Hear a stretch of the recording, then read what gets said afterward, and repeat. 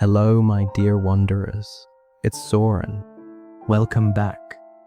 Tonight we journey to the stone heart of Rome, where cool shadows fall across arches and hidden tunnels whisper with the memory of flowing water. Imagine the hush of lantern light glinting on damp walls, the faint echo of footsteps tracing paths carved long before emperors dreamed of marble palaces. In this stillness, the story of Aqueducts unfolds, quiet companions to the empire, carrying life beneath the city's busy streets. So before you drift into sleep, take a moment to like and subscribe, only if this brought you calm. Tell me where you're listening from and what time it is for you. Now dim the lights, take a deep breath, and let's drift into tonight's journey together. Rome, in the early days, had a water problem, which might sound odd because it was built along the Tiber River, and you'd think, hey, free water supply, problem solved. But the Tiber wasn't exactly aviate. It was muddy, full of silt, and also used as a trash chute by anyone living upstream. Imagine washing your tunic in that, then pouring yourself a cup. So early Romans relied more on local springs and wells, the kind of thing where you just dig a hole, hope for the best, and keep your fingers crossed it doesn't dry up midsummer. This worked fine when Rome was a scrappy little village of huts. But as it grew, and Roman ambition always did, suddenly you had tens of thousands of people crammed together, all needing water not just to drink, but to bathe, cook, and let's be honest, wash away the smell of streets that doubled as sewers. That's when the Romans realized they needed more than a few buckets on ropes. They needed something big, something engineered, something very Roman. Of course, this is where the aqueducts enter the stage. And here's the thing, aqueducts are like the background characters in Roman history. Everyone talks about the emperors, the gladiators, the battles, but the aqueducts just sort of stand there, tall, quiet, dependable. They're not glamorous, but they kept Rome alive. Without them, the whole empire might have dried out before Julius Caesar even had a chance to strut around in his laurel crown. Now, the first aqueduct, the Aqua Appia, was built in 312 BCE, which is over 2,000 years ago. That's older than most of the ruins people actually traveled to Rome to see, and it wasn't even above ground with dramatic arches at first. No, the Appia was mostly underground, which is kind of funny because people picture aqueducts as these giant stone bridges slicing across valleys. But the Romans were practical. Underground meant less chance of enemies chopping it apart, less maintenance, and bonus, the water stayed cool. The guy behind this first project was Appius Claudius Caecus. He was a censor, which is a fancy Roman title for the official who got to boss people around about morals, public works, and very importantly, money. He's also the same Appius who built the Via Appia, that famous Roman road. Basically, Appius had a thing for building infrastructure that lasted longer than most dynasties. And fun fact, his nickname Caecus means the blind, though it's debated whether he actually went blind later in life or just ignored advice so stubbornly people decided he might as well be blind. Very Roman solution to a personality problem, turn it into a nickname. So the Aqua Appia carried water about 16 kilometers from the springs outside Rome, all the way into the city. Not bad for a first try. And here's where we see that famous Roman touch. They didn't invent the idea of aqueduct. The Greeks and earlier civilizations already played with channels and pipes. But Romans, they enter big. They took a nice little concept and said, cool, but what if we did it on an empire-wide scale, with arches so massive they still freak tourists out 20 centuries later? Over the next few centuries, they kept building Aqua Aniovetus, Aqua Marcia, Aqua tepula, the names sound like bottled mineral waters you'd find in a hipster cafe. But these were lifelines for the city. By the height of the empire, Rome had 11 major aqueducts pouring water into it. 11. Some carried mountain spring water over 90 kilometers. That's like building a drinking straw from an entire other region just so you could take a bath in style. And baths, by the way, were a big deal. If you picture Rome, you probably picture togas, columns, and maybe a lion or two. But what Romans actually did with their free time was bathe. A lot. And to bathe you need water. Oceans of it. The baths of Caracalla, for instance, could hold up to 1,600 bathers at once. Imagine the plumbing bill without aqueducts. Those bathhouses would have been dry marble mausoleums instead of steamy social hubs where Romans gossiped, exercised, and complained about politics, just like people at modern gyms, minus the protein shakes. But back to the beginning. In the early days of aqueduct construction, these projects weren't just about luxury. They were survival. Rome needed clean water, and fast, and aqueducts delivered not just quantity, but quality. Springs from the hills brought in fresher water than the muck of the Tiber. The difference between drinking straight from a sewer river and sipping clear hillside water is, let's say, night and day. Of course, building these things wasn't exactly a weekend project. The Romans had to carve channels through hills, stack stones with military precision, and make sure the slope was just right. Too steep and the water would rush in like a toddler with a sugar high, blasting through pipes and flooding everything. Too shallow, and it would sit there like a sulky teenager refusing to move. The ideal, a gentle gradient of about a few centimeters per 100 meters. That's patient, that's Roman math. And that's why some aqueducts still technically work today, while most modern pipes are lucky to last a few decades without springing leaks. And while we're admiring Roman brilliance, let's not forget the other side, Roman stubbornness. They love to build these massive things, but they also love to show them off. Arches weren't always necessary. A lot of aqueducts could have been built lower, closer to the ground, but high arches said, "Look at us, we can calm water through the sky," which is either impressive or overcompensating. Take your pick. Now, Rome didn't stop at one aqueduct, or even 5. By the time of Augustus, the first emperor, the guy who liked to brag he found Rome a city of bricks and left it a city of marble.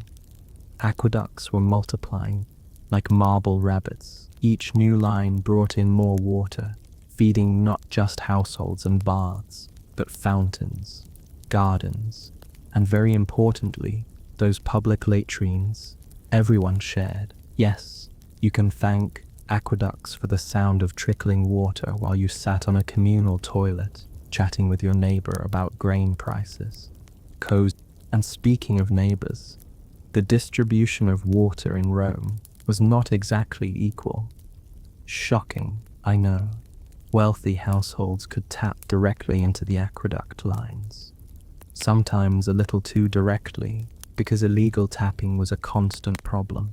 Poorer Romans relied more on public fountains, where you'd line up with your bucket like it was the ancient world's version of waiting at a gas station.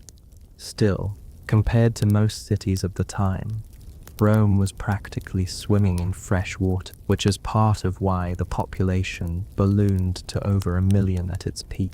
It's funny, when we think about the fall of Rome, we think about barbarian invasions and political chaos. But imagine the slow horror of the fountains drying up, the baths going cold, and the public toilets, let's just say, becoming less pleasant than usual. That's the quiet apocalypse of aqueducts, failing. But we are getting ahead of ourselves.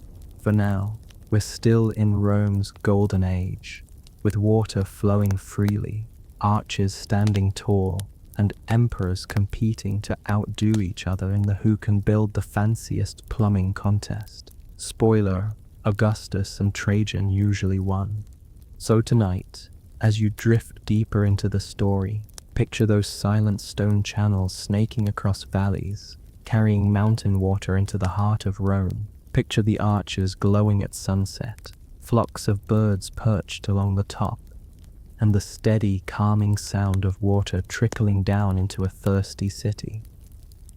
Rome may have been chaotic, loud, and sometimes brutal, but its aqueducts, they were the city's quiet heartbeat, always flowing, always steady, always there. So we left off with the Aqua Appia trickling quietly into Rome, courtesy of Appius Claudius, the man who basically decided that roads and waterworks were better legacies than statues. Fair enough, but here's the thing about Rome. Once they figured out something worked, they didn't stop, they multiplied.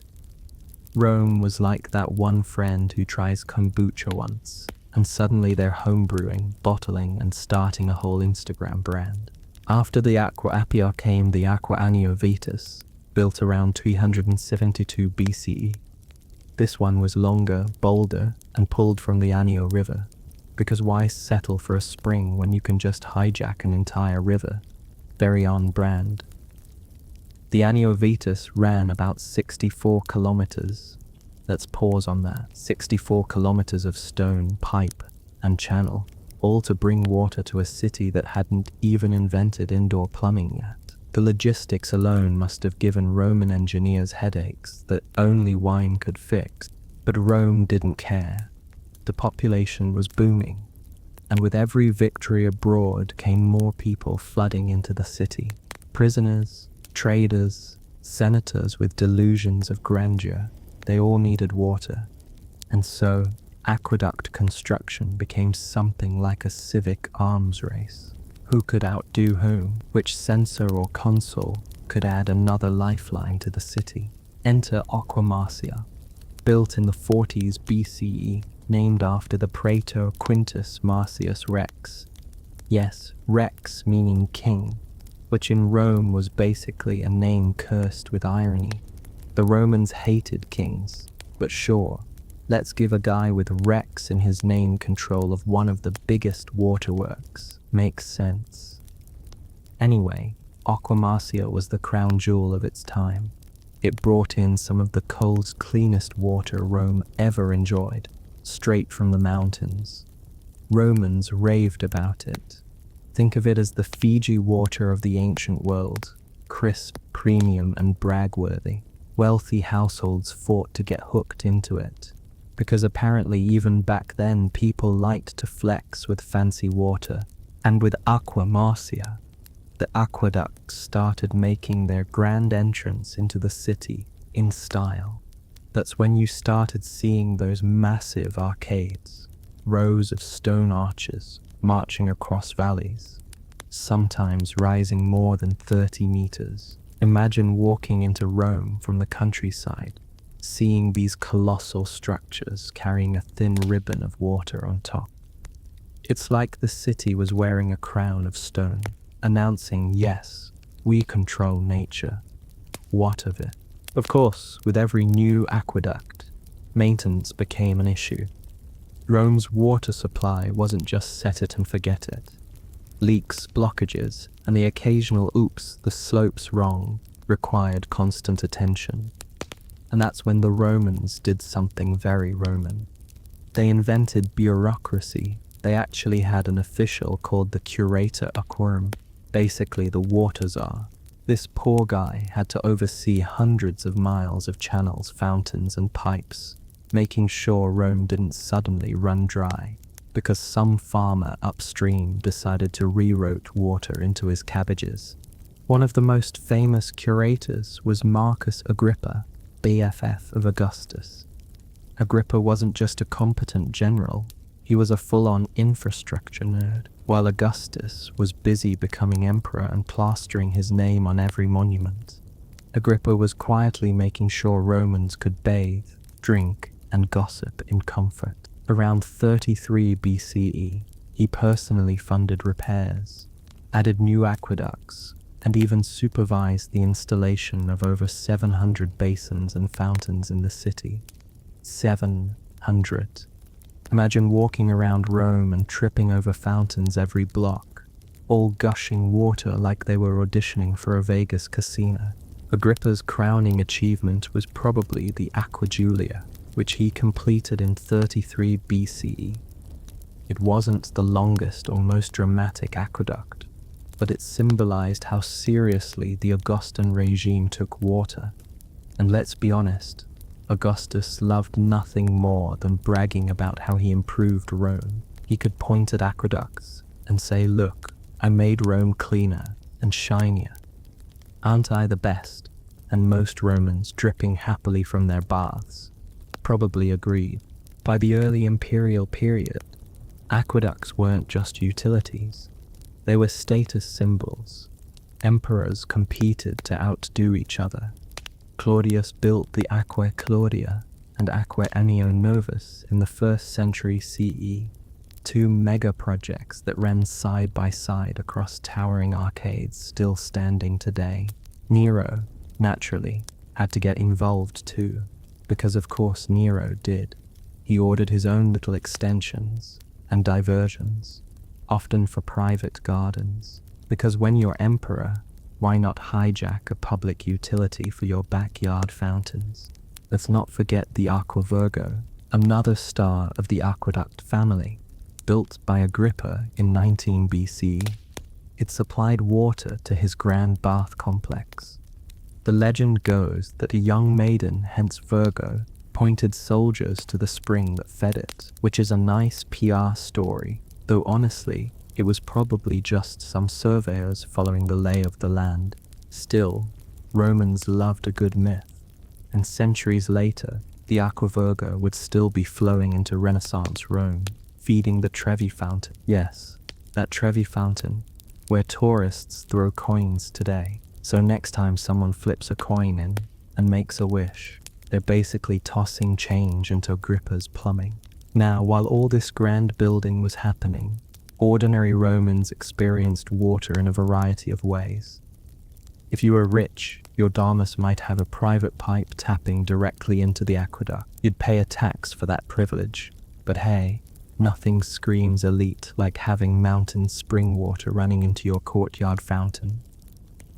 If you were less fortunate, you schlepped to the nearest public fountain with a bucket, and if you were really down on your luck, you ended up at the Tiber, still muddy, still gross, still full of surprises. The sheer volume of water pouring into Rome was staggering. Estimates suggest the city had over 1 million cubic meters of water flowing in daily at its peak. That's like filling 400 Olympic swimming pools every single day. And most of it wasn't even for drinking. Baths, fountains, ornamental gardens. Rome was basically the Las Vegas of antiquity, with water displays everywhere, except instead of neon lights, you had marble statues and mosaics. But let's not give the Romans too much credit. While aqueducts were marvels, they were also magnets for corruption. Contractors cut corners. Officials took bribes to look the other way when someone tapped the line illegally. Pliny the Elder even grumbled about people stealing water by secretly drilling pipes into the aqueducts. Picture a Roman guy sneaking out at night with a pickaxe, trying to hook his villa into the main line like it was ancient cable TV. Very discreet. Still, despite the shady dealings, the aqueducts kept flowing, and the fact that some of them still function 2 millennia later is the ultimate told you so from Roman engineers. We build skyscrapers today that need constant repairs, and yet their stone channels just keep trickling along. By the time of Augustus, aqueducts had transformed Rome. They were more than pipes. They were arteries of the empire, visible proof that Rome could bend nature to its will. And as the empire expanded, aqueducts spread with it from Gaul to Spain to North Africa, Roman engineers stamped their watery signature everywhere they went. Cities that once struggled with muddy wells suddenly had grand arcades carrying clean water over their heads. It was empire by infrastructure. So as you drift along with this story, imagine walking under those endless rows of arches, hearing the faint trickle of water above, knowing that somewhere, miles away, a spring was feeding your bath, your fountain, your daily bread dough. That's the quiet genius of Rome, not just conquering with legions, but conquering thirst with stone and slope. So, we've got the aqueducts built. The arches are standing tall, the channels are sloping perfectly, the water is flowing in from miles away. But here's the real question. What did Romans actually do with all that water? Because you don't drag an entire river across valleys just so everyone can sip a cup before bed. No, Romans used water for everything, and when I say everything, I mean they basically turned their city into one giant splash zone. Let's start with fountains. If you were wandering the streets of Rome, you couldn't go more than a block or two without stumbling into a fountain. Some were simple, just a stone basin with a spout where ordinary folks lined up with buckets, jars, or whatever container was handy.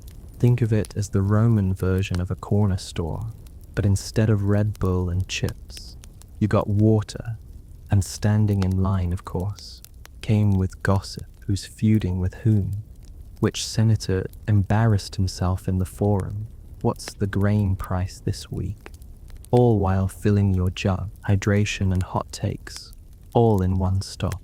Then there were the decorative fountains, which were less about function and more about flexing.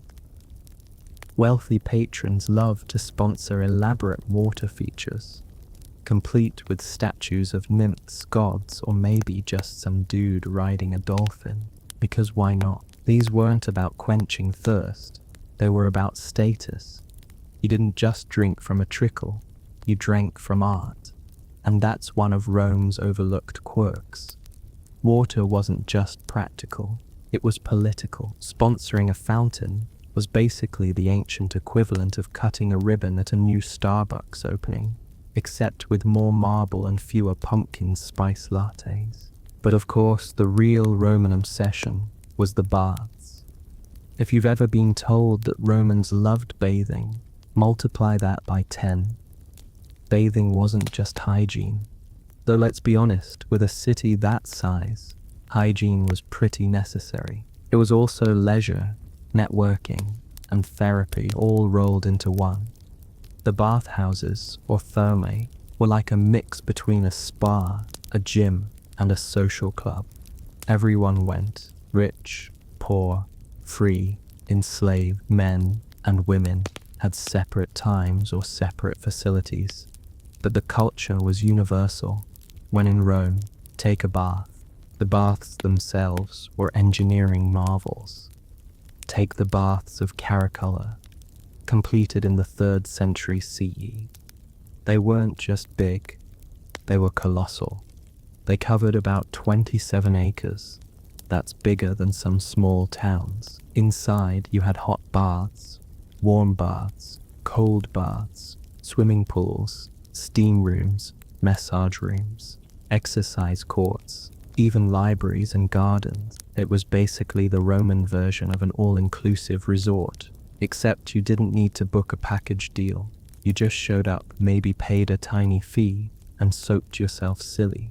And all that water, supplied by aqueducts, naturally, special conduits fed the caldarium, the hot bath, where water was heated by furnaces stoked constantly with wood. Other lines filled the frigidarium, the cold pool, perfect for a bracing dip after sweating yourself half to death. Romans loved the contrast, steaming, then freezing, then steaming again. It was a whole ritual. And while they were busy splashing around, they also did business. Senators cut deals, merchants traded information, young men flexed their muscles in the palastra, the exercise yard, hoping someone noticed. It was like LinkedIn, but in togas and towels. Now, we should talk about toilets. Yes, the glamorous side of aqueduct life. Public latrines in Rome were, well, communal. You'd walk in, sit on a long stone bench with holes, shoulder to shoulder with strangers, and do your business while chatting about the latest gladiator match. Privacy, never heard of it. Underneath ran a channel of water, constantly flushing things away. Thank you, aqueducts. And in front, a trough of clean water for rinsing sponges. Because instead of toilet paper, Romans used a sponge on a stick, shared between everyone. Hygienic. Not exactly, but hey, it was a system. And when in Rome you used the communal sponge, preferably before your neighbor did. Beyond the public life, aqueduct water also seeped into private luxury. Wealthy houses often had their own little fountains, pools, and even private baths. Imagine reclining in your atrium, sipping watered wine, while a trickle of mountain spring water burbled in the corner. It was all about atmosphere. And yes, this too required tapping into the aqueduct system, often by paying fees or bribing an official to look the other way when you accidentally widened your pipe connection. Because some things never change. Rich people have always found ways to get more than their share. Then there were the gardens. Roman elite adored their haughty, sprawling estates filled with trees, flowers, and carefully trimmed hedges. Water was essential for irrigation, but also for spectacle. They loved water features, fish ponds, artificial streams, even little waterfalls. One emperor, Domitian, built a country villa with so many fountains it basically sounded like a running brook from every direction. Imagine trying to sleep there, calming at first, but eventually you'd just wonder if it was time to get up and use the communal sponge. And it wasn't just luxury. Water-powered industry too. Mills along aqueduct channels ground grain for bread, which was a staple of the Roman diet. Breweries and dye works also relied on steady water supplies. Even construction sites needed it for mixing lime and plaster. Rome wasn't just a city of marble. It was a city fueled by water at every level. The sheer scale of consumption was mind-boggling. Historians estimate that each Roman citizen had access to 200-300 gallons of water per day. That's several times what modern cities use. And they didn't even have showers, dishwashers, or sprinklers on suburban lawns. No, most of that went into fountains, baths, and ornamental uses. Romans basically lived in a wet wonderland, powered by those silent channels outside the city. But let's not romanticize too much. The system wasn't perfect. Pipes were made of lead. Yes, lead. Which means Romans were probably sipping lead-laced water for centuries. Some argue this contributed to widespread health problems, and even the empire's decline. Others say the exposure wasn't that bad, since the water flowed quickly and didn't sit long in pipes. Either way, it's a little ironic. The same engineering genius that gave Rome endless water may have also slowly poisoned its elite. You'd think by the third headache, someone might have asked, hey, maybe stone pipes next time. Still, the benefits far outweighed the risks in their eyes. To a Roman, the aqueducts symbolized prosperity, civilization, and the sheer superiority of their way of life. When foreigners visited and saw water pouring into the city from the heavens, it wasn't just impressive, it was propaganda. Rome could conquer land, conquer people, and apparently conquer rivers. And for ordinary people, life around water became part of the city's rhythm. Mornings meant fetching water at fountains. Afternoons meant heading to the baths. Evenings meant sitting by courtyard fountains, listening to the trickle while debating politics or philosophy. The sound of running water was everywhere. Calming, constant, and for most Romans completely taken for granted, which, honestly, is the best compliment an aqueduct could ever get. So, as you lie there now, maybe hearing the faint hum of your own pipes or the distant buzz of a fridge, picture Rome instead. Picture marble basins overflowing with water. Picture steam rising from massive bathhouses where senators mutter over deals. Picture the communal latrine, awkward conversations and all. And picture the archers outside the city, silent but steady, carrying it all in.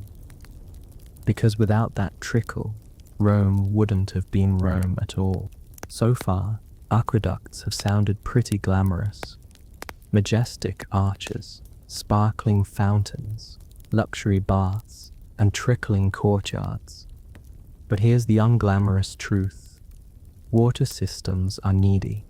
They break down, they clog, they spring leaks at the worst possible time. And in a city the size of Rome, with hundreds of kilometers of channels and pipes, the aqueduct system was basically one giant toddler demanding constant attention, which is why the Romans invented a whole administrative machine just to babysit their plumbing. Enter the curator, aquarum, the official in charge of water. This wasn't some honorary job where you shook hands and cut ribbons. No, it was a serious role, created under Augustus around 11 BCE, when water management got too complicated for ad hoc fixes. The curator aquarum oversaw repairs, budget, distribution, and very importantly, making sure people weren't stealing water, because Romans loved to sneak a little extra flow for themselves. Now, the curator didn't work alone. He had a whole team: engineers, surveyors, inspectors, pipe fitters, and a small army of slaves who did the grunt work. Frontinius, a man appointed curator aquarum in the 1st century CE, even left us a whole treatise about the job, and bless him, he was exactly the kind of nitpicky bureaucrat you want writing about water. His book, the Aqueducto Urbis Romae, is basically the user manual for Rome's plumbing. It covers everything from gradients to legal rights, written in the tone of a man who has caught one too many senators tapping pipes illegally.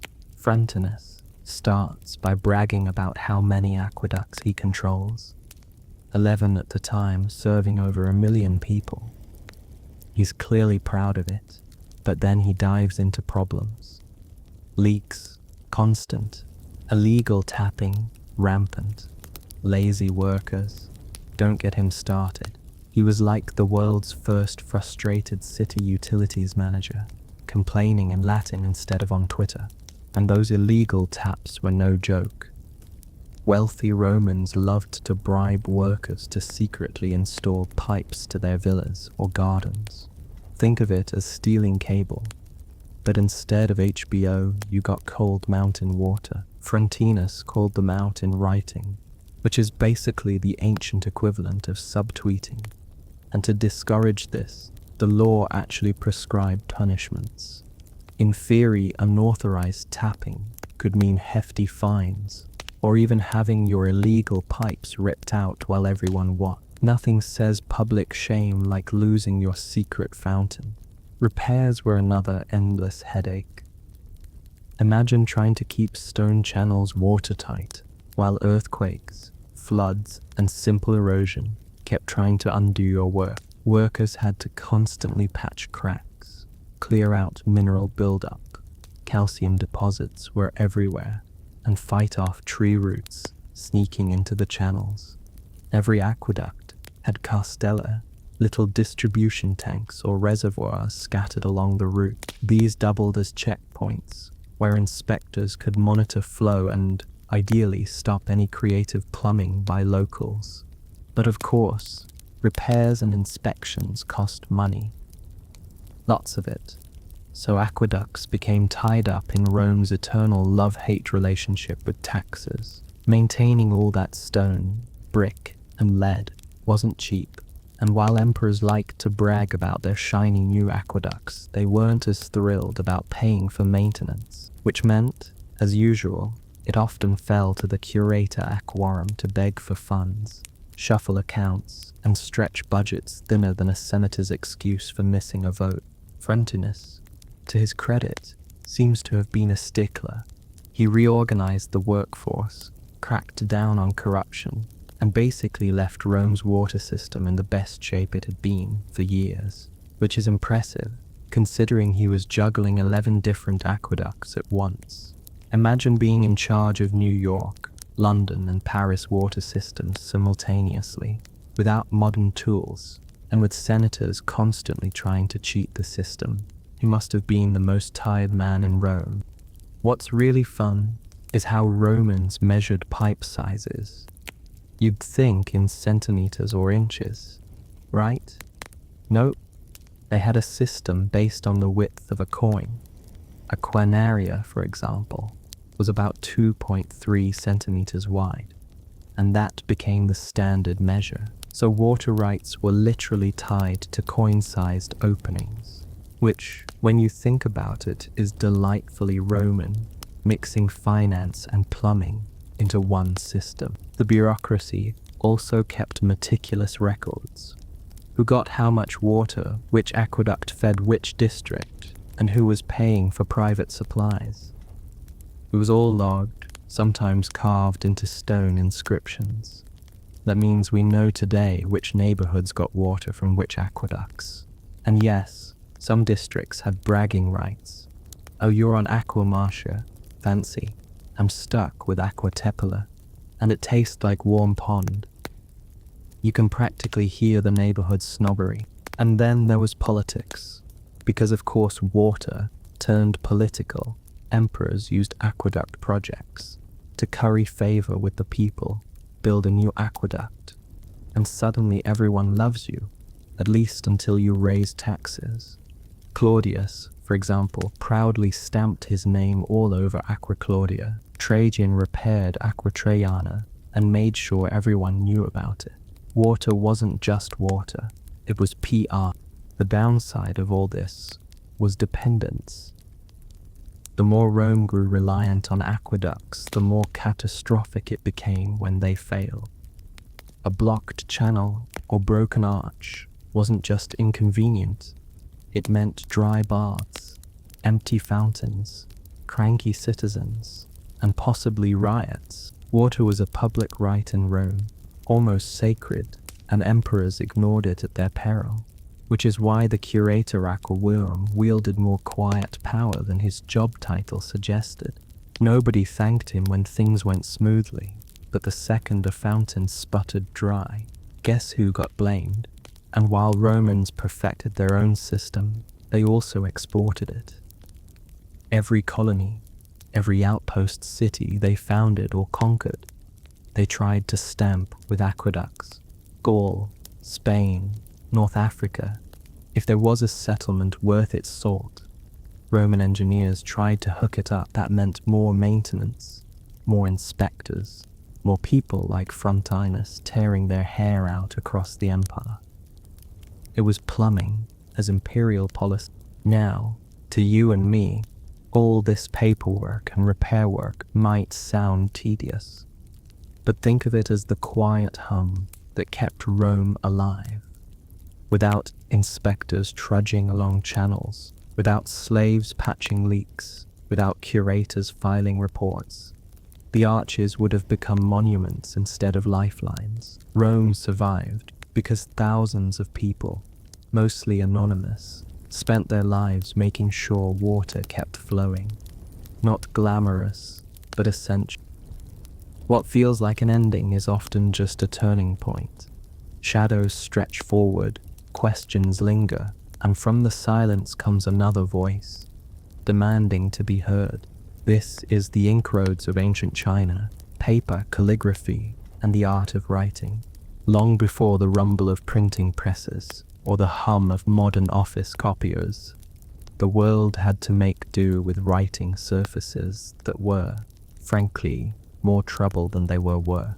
In ancient China, long before the Common Era, People carved words into bone, tortoise shell, and bronze. These early records, dense, heavy, and nearly indestructible, suited the needs of diviners and kings who wanted to ask their ancestors important questions.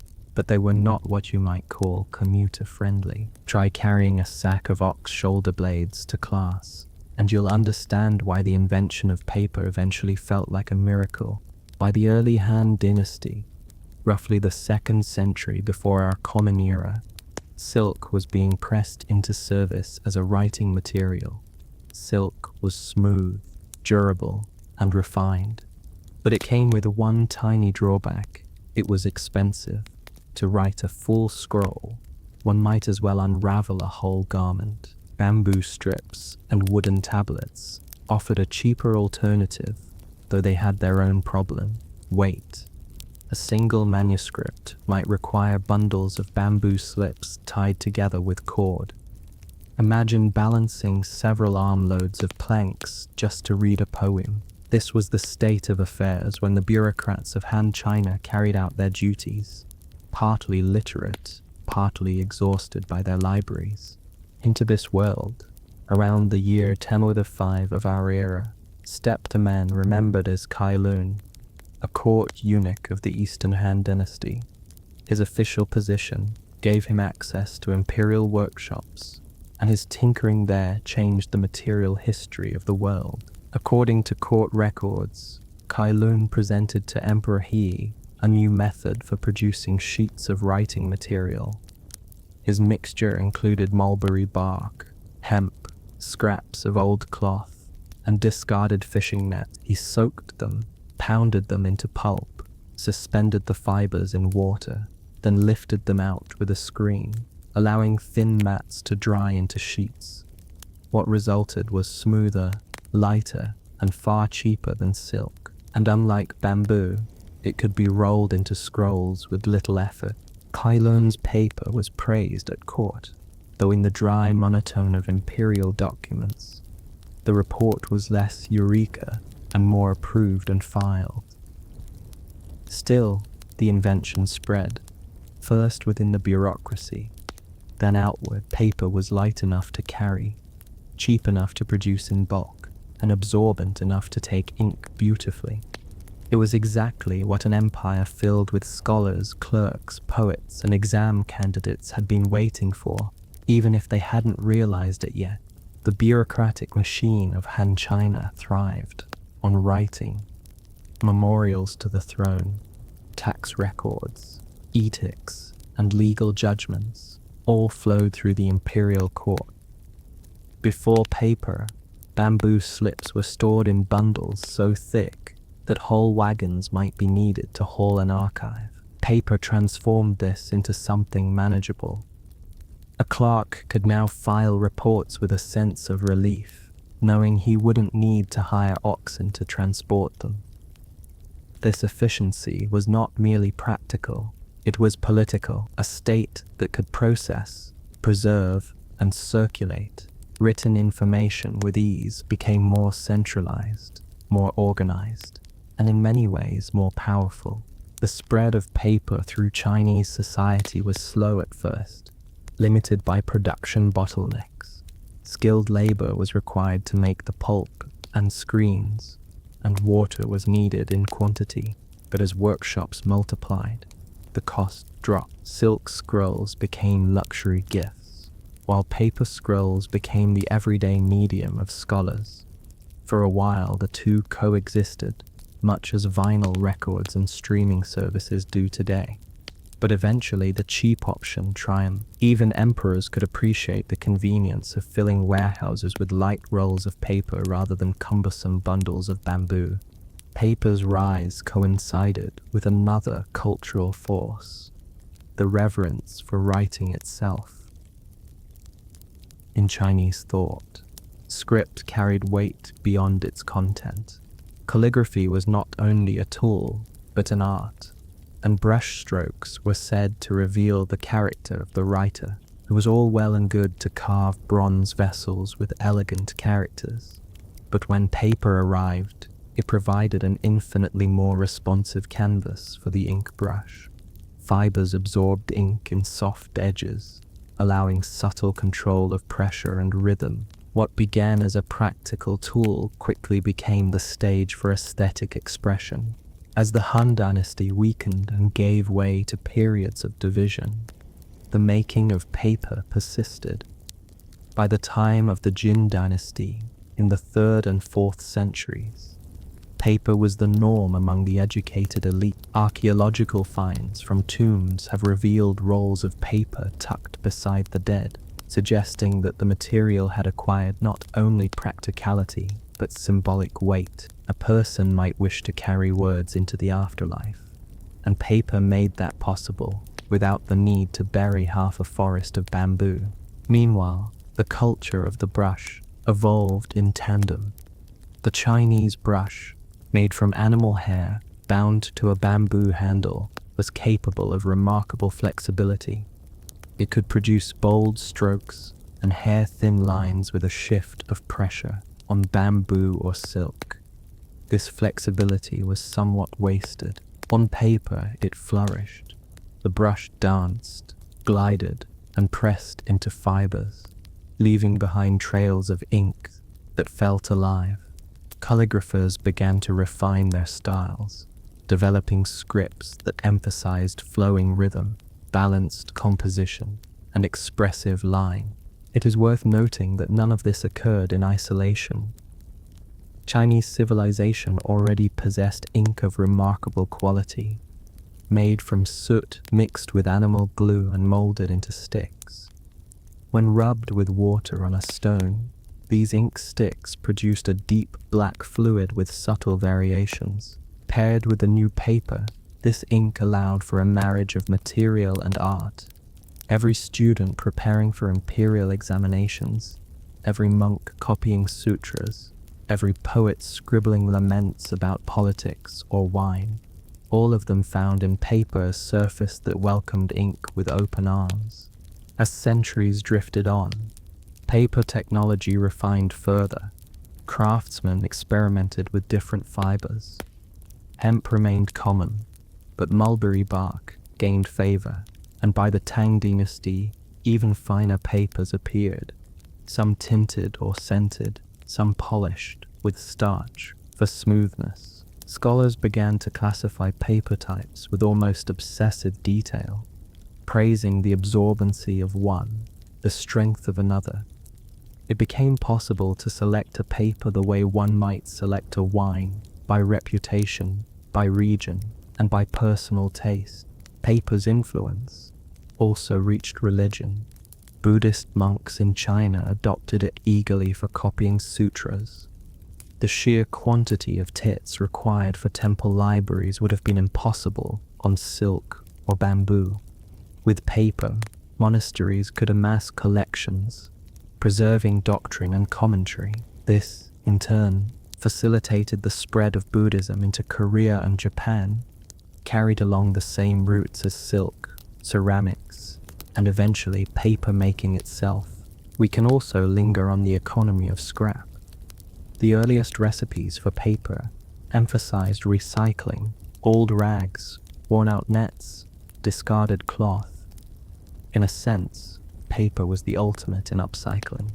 A fisherman's broken net might, after sufficient pounding, become the surface for a scholar's poem. This transformation captured something about the Chinese approach to resources, frugality blended with ingenuity.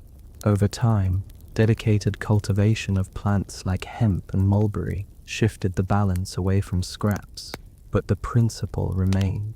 When we think of paper today, we picture uniform sheets cut into rectangles. In early China, scrolls were the form of choice. Sheets were pasted edge to edge and rolled around wooden rods. Reading required unrolling with one hand while rolling up with the other, a slow procession of text across the eyes. Paper made these scrolls lighter and longer than ever before. A historian could record dynastic annals stretching thousands of characters without producing a scroll so heavy it required its own wheelbarrow. As with many Chinese innovations, paper's fame did not stop at the empire's borders. By the 7th century, envoys from the Tang dynasty had carried the technique to Korea and Japan, where local artisans developed their own traditions. Korean paper, often made from mulberry, acquired renown for its strength. Japanese paper makers, in turn, cultivated meticulous methods, producing washi that remains prized today. Through this chain, the art of paper spread east, while westward it moved more slowly, guarded as a state secret for centuries. It was not until the mid-8th century that the secret began to leak towards Central Asia. A famous story, likely embroidered with time, tells of a battle near Samarkand in 79, where Tang soldiers clashed with Abbasid forces. Among the prisoners were Chinese artisans, some of whom revealed the process of paper making. Whether this account is precise or not, by the 9th century, paper workshops had appeared in Samarkand, and from there, the technology drifted across the Islamic world. Eventually, it reached Europe, transforming scholarship once again. But the roots remained in China, in the hands of a unique official tinkering with scrap.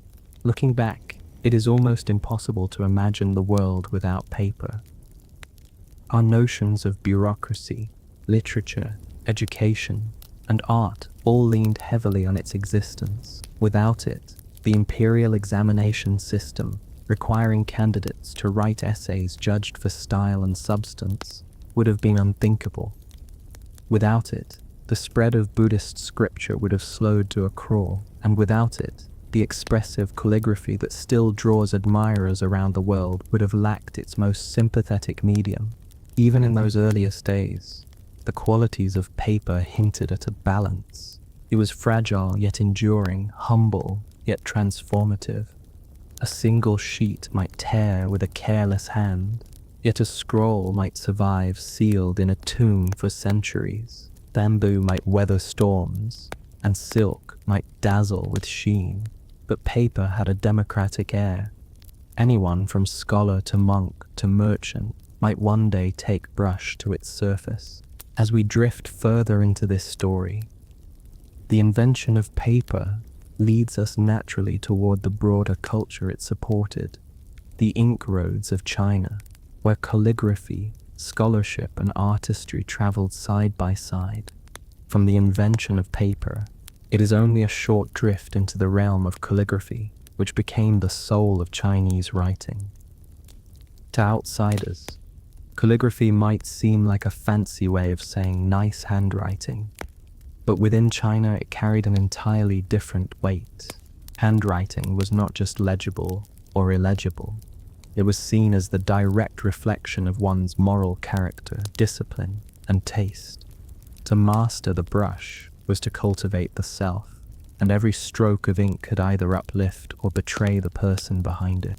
The earliest scripts carved into oracle bones and cast into bronze vessels were rigid, almost geometric. They had to be, given that they were scratched with knives or inscribed into clay molds. But once the brush became the tool of choice, first on silk and bamboo, and then on paper, things softened. The brush introduced curves, variations of thickness, playful flicks at the end of strokes. These changes were not merely cosmetic, they altered the entire visual rhythm of Chinese writing. By the time paper entered the scene, several distinct scripts had already developed. Seal script, with its rounded and intricate lines, carried a sense of ancient solemnity. Clerical script, used widely in the Han Dynasty, flattened strokes into long, sweeping horizontals, giving an impression of stability. With the growth of paper and the bureaucratic demands of the state, these scripts slowly evolved into more practical forms. Regular script emerged, balanced and standardized, suitable for everything from court documents to moral essays. Running script loosened the formality, allowing characters to link together like flowing water, and cursive script, sometimes called grass script, took liberation to extremes, reducing characters to strokes so swift and abstract that only a trained eye could follow them. For scholars, learning calligraphy was part of education, as essential as reading the Confucian classics or reciting poetry. Writing with a brush was not just about accuracy, but about spirit, known as kia. A well-executed character was thought to breathe. To carry vitality, teachers warned students not to write lazily, for a sloppy brush revealed a sloppy mind. If one aspired to government office, one's brushwork might be inspected as seriously as one's knowledge of doctrine. In a society where exams determined careers, the brush was both weapon and lifeline. Calligraphers began to be remembered not only for what they wrote, but how they wrote it. Wang Shiji, of the 4th century, often hailed as the sage of calligraphy, left behind works that still draw admiration. His most famous piece, the preface to the Orchid Pavilion Gathering, was a short introduction to a poetry collection. The words themselves were polite and unremarkable, but the brushwork graceful, alive, endlessly balanced, turned the text into a masterpiece. Later emperors venerated it, copied it, and even tried to bury it with themselves. The original may be lost, but endless reproductions kept its spirit alive. The strange thing about calligraphy is that its prestige lay not in being rarefied or inaccessible, but in being a daily act. Scholars practiced endlessly, filling sheet after sheet with the same characters, until each line carried consistency and energy. This repetition was less about boredom and more about meditation. The act of dipping the brush, pressing it to paper, and watching ink spread into fibers became a kind of ritual. The rhythm soothed, and the finished characters were like footprints left in ink, each step deliberate, each pause intentional. At the same time, calligraphy was far from rigid. A good calligrapher might change mood from one style to another. Serene, regular script, one moment, wild cursive the next. These changes were not arbitrary. They reflected shifts in tone and meaning. Writing a government proclamation demanded control and stability. Writing a lament to a departed friend might call for running script, where lines drifted and leaned like reeds in wind. Writing in cursive script sometimes looked like a private outpouring, a storm of ink across the page, and all of it carried the weight of personality. Paper amplified these expressive possibilities. Its fibers absorbed ink differently depending on density, thickness, and finish.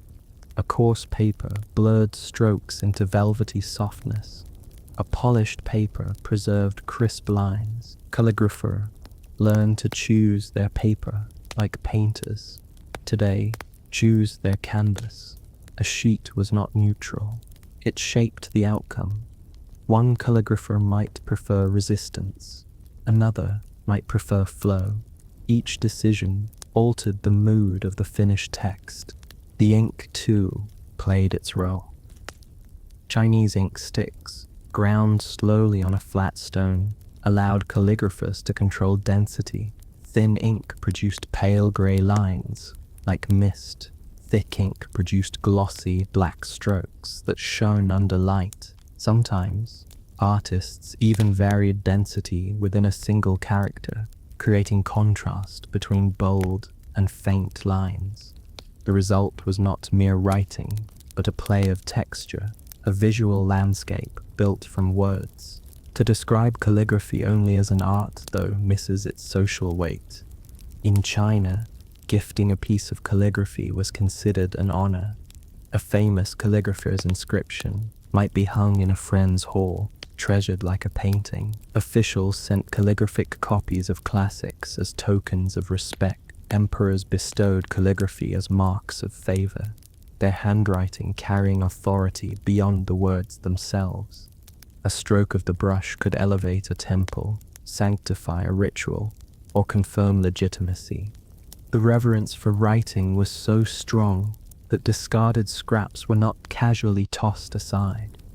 Old paper with characters on it might be burned respectfully rather than discarded in recognition of the sacredness of the written word. Some towns built character towers where old paper with writing was collected and ceremoniously burned, the smoke believed to return the words to the heavens. This almost religious reverence for script set China apart from many other literate societies, where writing was treated more as a tool than as an essence. And yet, within this seriousness, calligraphy left space for eccentricity. Some calligraphers delighted in pushing styles to extremes. Shang Shu of the Tang dynasty, for example, became known for his wild cursive script, so intense that legends claimed he wrote after drinking wine and watching sword dances. His characters tumbled across the page like dancers themselves, reckless, unpredictable, but somehow still coherent. Wei Suo, a Buddhist monk of the same era, also favored wild cursive, producing scrolls that seemed almost illegible, yet carried an undeniable force. In a culture that prized balance and restraint, these figures stood out, admired for transforming abandon into art. Calligraphy also seeped into painting, the two arts often sharing the same surface. Literati painters of later dynasties did not separate image from text.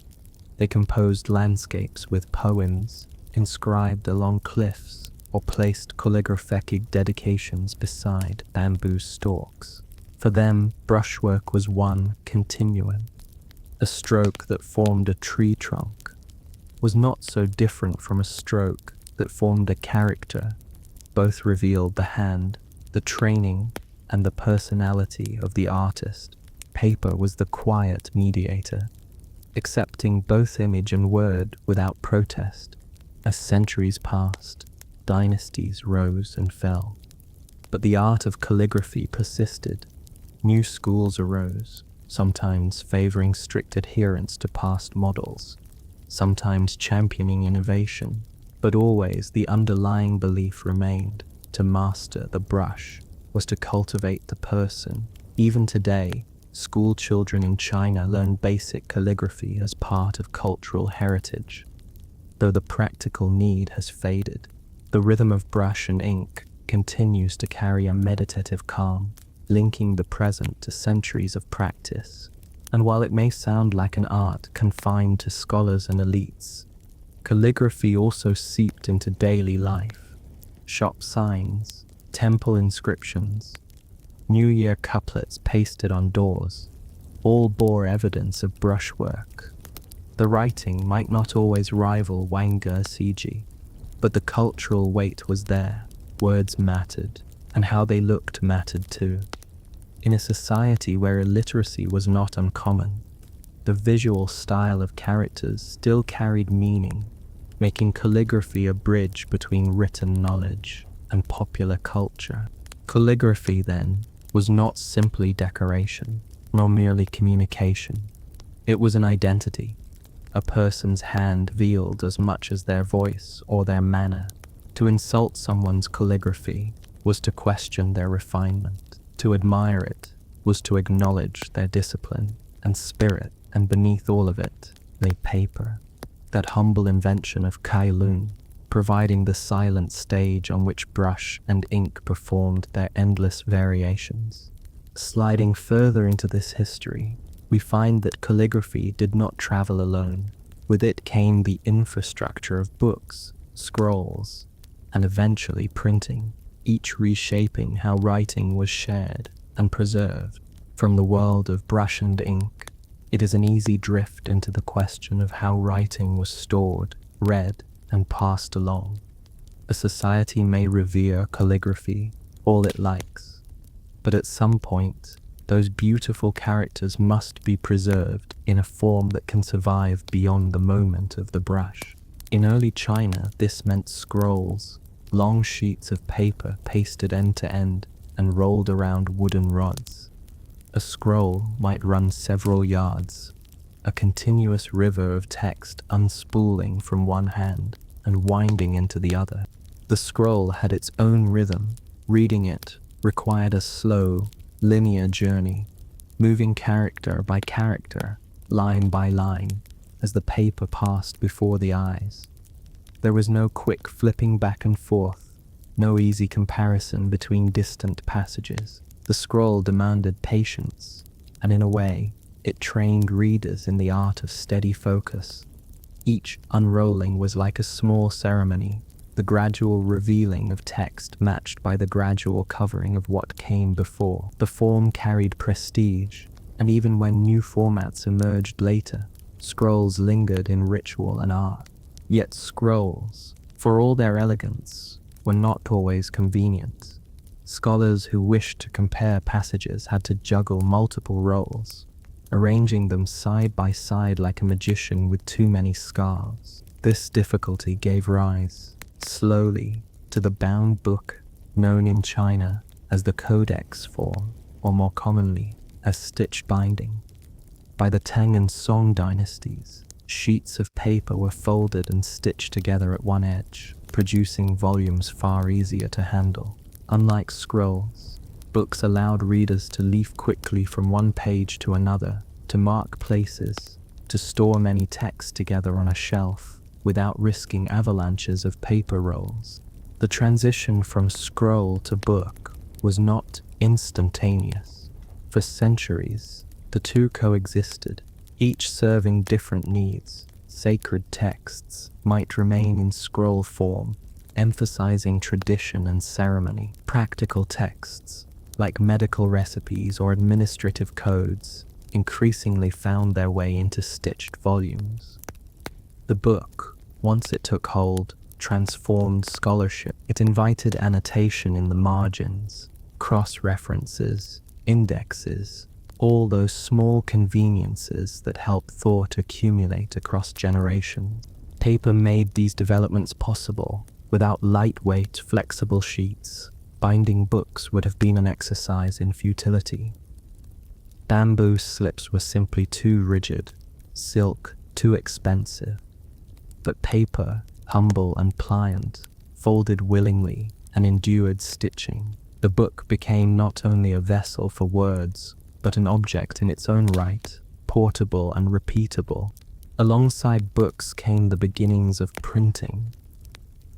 It may feel natural to us that once a writing surface exists, people will think to reproduce text in bulk. But in China, the spark required both paper and the needs of religion. Buddhism, flourishing in the Tang dynasty, prized the copying of sutras as an act of devotion. A monk might spend months reproducing scripture character by character, believing each stroke earned spiritual merit. This was noble, but inefficient. When woodblock printing appeared, it seemed almost miraculous. The principle was straightforward: carve an entire page of text in reverse on a wooden block, ink it, press paper against it, and lift off a perfect copy. What once took weeks could now be repeated in minutes. Early printed sutras survived from as early as the 7th century, and by the mid-8th century, entire collections were being produced. The famous Diamond Sutra, printed in 868, is often celebrated as the world's oldest complete dated printed book. Its survival in the caves of Dunhuang is a reminder of just how advanced Chinese printing had become, while most of the world still relied on manuscript. Printing, however, did not erase the value of handwriting. In fact, calligraphy retained its prestige precisely because printing made reproduction easy. A hand-copied work carried the aura of personal touch, while a printed one carried utility. The two coexisted, fulfilling different roles. A scholar might print a commentary for distribution, but still copy a poem by hand for a friend. An emperor might issue printed decrees, but also gift his personal calligraphy to a favored general. The adoption of printing also revealed a curious conservatism. For centuries, printing was largely used for religious texts, almanacs, and practical manuals. Official histories and scholarly treatises often continued to circulate in manuscript, partly because the aura of the hand copy conferred authority, and partly because printing blocks were expensive to carve. It was only with the Song dynasty that printing blossomed into a full-scale enterprise, with vast encyclopedias, medical texts, and Confucian classics all rolling off woodblock. The Song also saw experiments with movable type, pioneered by Bai Sheng in the 11th century. Instead of carving entire pages, Bai Sheng crafted individual characters from baked clay, arranging them to form pages. The concept was ingenious, but Chinese script, with its thousands of characters, made the process cumbersome. In Europe, where alphabets held only a few dozen letters, movable type eventually revolutionized printing. In China, woodblock printing remained dominant, its efficiency outweighing the complexity of maintaining thousands of tiny character tiles. Still, the very idea of movable type revealed a restless curiosity about text and reproduction. Chinese society understood that words had power and that spreading them widely mattered. Printing transformed literacy rates, made study materials more available for examinations, and ensured that classics could be preserved even as dynasties rose and fell. It also produced unintended effects. When knowledge became easier to obtain, debates flourished, criticism of government multiplied, and intellectual life grew busier, sometimes noisier, than rulers preferred. Books themselves became status objects. Wealthy families collected libraries, binding volumes with care, stamping them with seals of ownership. Scholars lent and borrowed books, copied them out by hand when no printed version was available, and commented in margins. The culture of the book was not only about storage, but about conversation. Texts spoke across generations, with later readers answering earlier ones in careful annotations. Paper carried not just ink, but dialogue. The material form of books also encouraged artistry. Covers might be dyed or decorated, bindings sewn in intricate patterns. Some papers were tinted blue or yellow, others polished to a sheen. Printing blocks themselves became canvases, carved with care so that characters looked elegant even in mass reproduction. In this way, books combined practicality with beauty, becoming treasures even when filled with mundane text. One can imagine the quiet of a scholar's study in the Song dynasty, shelves lined with stitched volumes, scrolls rolled neatly, inkstones waiting, brushes drying, stacks of paper close at hand. The world outside might be turbulent, but within the study the ink roads stretched endlessly, connecting Confucius to the present, Buddhist sutras to fresh copies, histories to future readers. It was a world where words mattered so much that entire industries grew around their preservation. And while all of this might sound like a purely scholarly affair, books and printing also reached into the lives of common people. Almanacs, filled with calendars, predictions, and advice, circulated widely. Religious charms printed on slips of paper promised protection. Cheap novels and dramas appeared in later centuries, entertaining audiences who could follow even if their literacy was partial. The ink roads were not confined to elites. They extended into the alleys and markets, leaving traces in daily routines, from scrolls to stitched books to printed sutras. The journey of writing in China demonstrates a steady layering of invention upon invention. None of it erased the old entirely, but each step expanded the reach of word. Bamboo gave way to paper, scrolls to books, manuscripts to print, but always with continuity.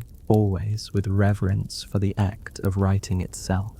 And as we glide further, it becomes clear that writing was not only a tool for recording and reading, it was a symbol, a ritual, a kind of magic believed to shape not just knowledge but the world itself. As books multiplied and calligraphy flourished, Chinese culture began to treat writing itself as something close to sacred. This reverence did not arise suddenly, but had deep roots from the earliest days of the oracle bones. Writing had been a channel to the ancestors and the divine. To carve a question onto a turtle shell and then crack it in fire was not merely record keeping, it was communication with powers beyond human reach. That sense of awe never quite faded, even as writing became a daily tool for bureaucrats and scholars. By the time paper had established itself, words on a page were more than convenient carriers of meaning. They were considered embodiments of knowledge, and in some cases, embodiments of morality. Confucian traditions emphasized the importance of the classics, the canon of ancient texts seen as blueprints for proper government and ethical life. To copy these texts by hand was an act of discipline and reverence. To mishandle them was a sign of disrespect, not just to teachers, but to the order of the world. This attitude seeped into daily practices. Scraps of paper bearing written characters were not thrown casually into trash heaps. Instead, they were often collected and burned in special ceremonies. The smoke was thought to return the words to heaven, preserving their dignity. In some towns, dedicated repositories called character towers were built precisely for this purpose. People would deposit old papers, and priests or officials would oversee their respectful burning. Even the ashes might be buried carefully, as though words deserved a kind of burial rite. The idea that writing carried sacred power also shaped religious life. In Buddhism, copying sutras by hand was seen as a meritorious act, accumulating spiritual benefit for the copier. Each stroke was not just a record of doctrine, but an offering, a prayer in motion. When printing arrived, monks embraced it to spread scripture widely, but hand copying never disappeared. The printed page could transmit teachings, but the brushstroke could purify the heart. Both had their place, and together they created vast libraries that supported the spread of Buddhism throughout East Asia. Taoism also invested words with power, though in a slightly different register. Talismans written in special scripts were believed to carry protective force. A priest might brush mysterious characters onto yellow paper, burn it, and mix the ashes into water for a believer to drink. The written character became medicine, charm, shield. Here, paper was not only a surface, but a vessel of magic. The fragility of the sheet contrasted with the strength believers thought it carried. Even in secular life, writing carried weight in rituals. Official decrees were written with solemn care, their calligraphy itself projecting authority. A badly written proclamation might suggest weakness in the state, while a well-written one radiated confidence. Scholars preparing for examinations were judged not only on the content of their essays, but on the clarity and elegance of their brushwork. Passing or failing could hinge on strokes as much as argument. It was as though the physical appearance of words revealed whether the writer understood order and balance, values central to Confucian thought. This belief in the character of characters sometimes tipped into eccentricity. Calligraphers were said to reveal their personalities in their handwriting, almost like fingerprints of the spirit. A strong, upright hand suggested moral firmness. A sloppy, wavering hand suggested weakness or instability. People even studied the brushwork of emperors, looking for signs of vigor or decline. The brush was not just a tool but a mirror. One of the most vivid examples of this reverence came in the Tang dynasty, when the Emperor Taizong developed a fascination with Wang Gijid's calligraphy. Taizong went to extraordinary lengths to collect original pieces, ordering officials to track down fragments scattered across the land. He treasured them so deeply that he reportedly had some buried with him, as though calligraphy itself could accompany him into the afterlife. To modern ears, this may sound excessive, but in the Tang court, such devotion to script seemed perfectly natural. After all, words were not only signs of thought, they were evidence of cultivation, civilization, and cosmic order. The relationship between writing and the afterlife also appeared in funerary practices. Tombs often contained paper objects, including texts meant to serve the dead. In some cases, entire libraries of paper scrolls were interred, a way of ensuring that the deceased carried wisdom with them. The fragility of paper contrasted with the permanence of stone, but the symbolism mattered more than durability. Writing was a passport, a guidebook for the soul's journey. Beyond ritual, there was also the everyday reverence. Scholars who copied classics often did so with a combination of devotion and anxiety, fearing that mistakes might not only spoil the text but dishonor the wisdom it carried. Schools taught children to hold the brush upright, to focus their posture, to breathe steadily as they wrote. These were not just practical tips, they were lessons in discipline. The act of writing trained body and mind, aligning the student with larger values of harmony and control. Yet, within this deep reverence, there was space for irony. Sometimes, officials mocked rivals for their poor calligraphy, as if to say, "Look, even his characters stumble like drunkards." A botched stroke could undermine reputation as surely as a botched argument. Calligraphy competitions became serious affairs, where styles were compared and reputations rose or fell.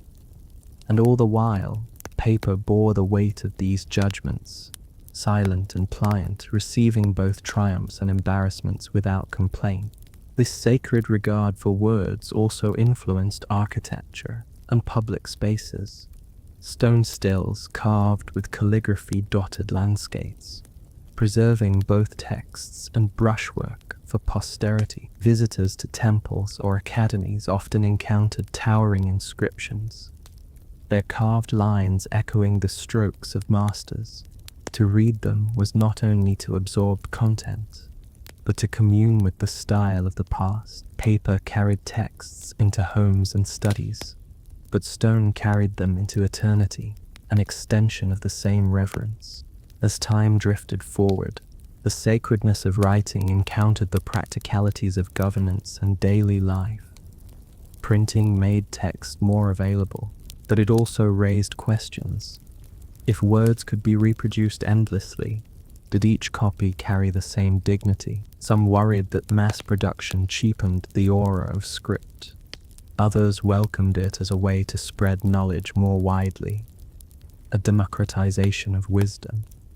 The tension between reverence and utility would remain, shaping how China balanced tradition and innovation. Through all of this, the written character itself remained the center. Unlike alphabetic scripts, where letters are abstract building blocks, Chinese characters carried visual heft. Each was a small picture, layered with meaning, tradition, and artistry. To see them was to glimpse history itself, combined with paper's lightness. This gave Chinese writing an almost paradoxical quality. Fragile sheets carried immense cultural weight, and so, as the ink roads stretched across dynasties, they carried not just communication but sanctity. To write was to honor ancestors, to shape identity, to align with cosmic order. Every stroke mattered. Every page bore significance. Even today, this legacy lingers, as scraps of calligraphy are displayed in museums with the same solemnity as paintings. From sacred reverence, the story slides naturally into the realm of education, where paper and writing reshaped not only culture, but the very structure of careers, families, and dreams. The sacredness of writing did not remain confined to temples or tombs. It seeped directly into the machinery of government, shaping how careers were made and lives were lived. If calligraphy was the soul of the brush, the civil service examinations were the battlefield where that soul was tested, and in this arena, paper played a decisive role. The imperial examination system, formerly taking shape under the Sui dynasty and refined in the Tang and Song, was one of the most ambitious educational structures in human history. Its aim was straightforward on paper, though less so in practice: to select government officials based on knowledge of the Confucian classics rather than on birth or connections alone. In reality, family background still mattered. After all, only wealthy households could afford years of study. But the ideal of meritocracy took root. For centuries, success in the examinations remained the dream of scholars across China. Paper was at the heart of it. Without affordable sheets, the system could never have expanded as it did. Candidates filled exam papers with essays, commentaries, and poems. Each word weighed for both meaning and style. The sheer number of characters required was staggering. A single round of exams produced mountains of paper, each sheet holding the hopes of a candidate and the scrutiny of an examiner. The invention of paper had made it possible to create such a bureaucracy of ink, and it reshaped society as thoroughly as any army or emperor. For a young scholar, life revolved around the brush. Childhood was filled with memorization of the classics, the Analects of Confucius, the Menses, the Book of Rites, and others. These texts were copied again and again, drilled into memory, not only through recitation but through brush practice. The hand grew steady, the characters familiar. Parents watched anxiously, hoping their son's brush would one day write his way into government office. When examination time arrived, the atmosphere was tense, though not in the lively way of a modern classroom. Candidates were sequestered in tiny cells, often no larger than a closet, supplied with ink, brush, and paper. They sat for days, composing essays on moral philosophy and political order, all under the pressure of time and fatigue. The quality of the paper mattered. A poor sheet that bled too much ink could ruin the clarity of characters, while a crisp, well-made paper allowed for elegance. Every stroke had to be deliberate. A smudge, a blot, a weak line, each could betray a lack of discipline, or worse, a lack of virtue. The examiners themselves read through endless stacks, judging not only arguments, but brushwork. Regular script was expected. Neat and controlled, cursive abandon might delight an artist, but in an exam cell it suggested recklessness. Paper became the silent witness to all of this striving. It absorbed sleepless nights, trembling hands, and the anxieties of thousands who dreamed of advancement. The impact of this system on Chinese society was immense. Families invested years of resources into education, knowing that success meant prestige, not just for the individual, but for the entire lineage. A single degree holder could elevate his clan, gaining access to office, wealth, and honor. Failure, on the other hand, left years of study recorded only in wasted paper. Villages across the empire contained men who had spent decades chasing success, their lives marked by piles of discarded drafts, shelves of classics annotated to exhaustion, and the slow erosion of hope. There was, inevitably, snark at the expense of these frustrated scholars. Stories circulated of men who failed repeatedly, their brushes worn thin, their papers filled with endless practice essays that never bore fruit. Poets sometimes mocked the system, pointing out that talent did not always align with exam success. Yet even critics could not ignore the hold it had. The examination system became a defining feature of Chinese life, and paper was its indispensable foundation. The examination culture also shaped the broader literary world. Because essays and poems were central to the tests, whole generations of writers honed their craft on paper. Poetry competitions flourished, with scholars composing verses at banquets or along riversides, often on sheets that circulated among friends. Paper allowed such verses to be preserved, anthologized, and transmitted, ensuring that the literature of one dynasty survived into the next. One curious effect of this exam-driven culture was the rise of what might be called paper fatigue.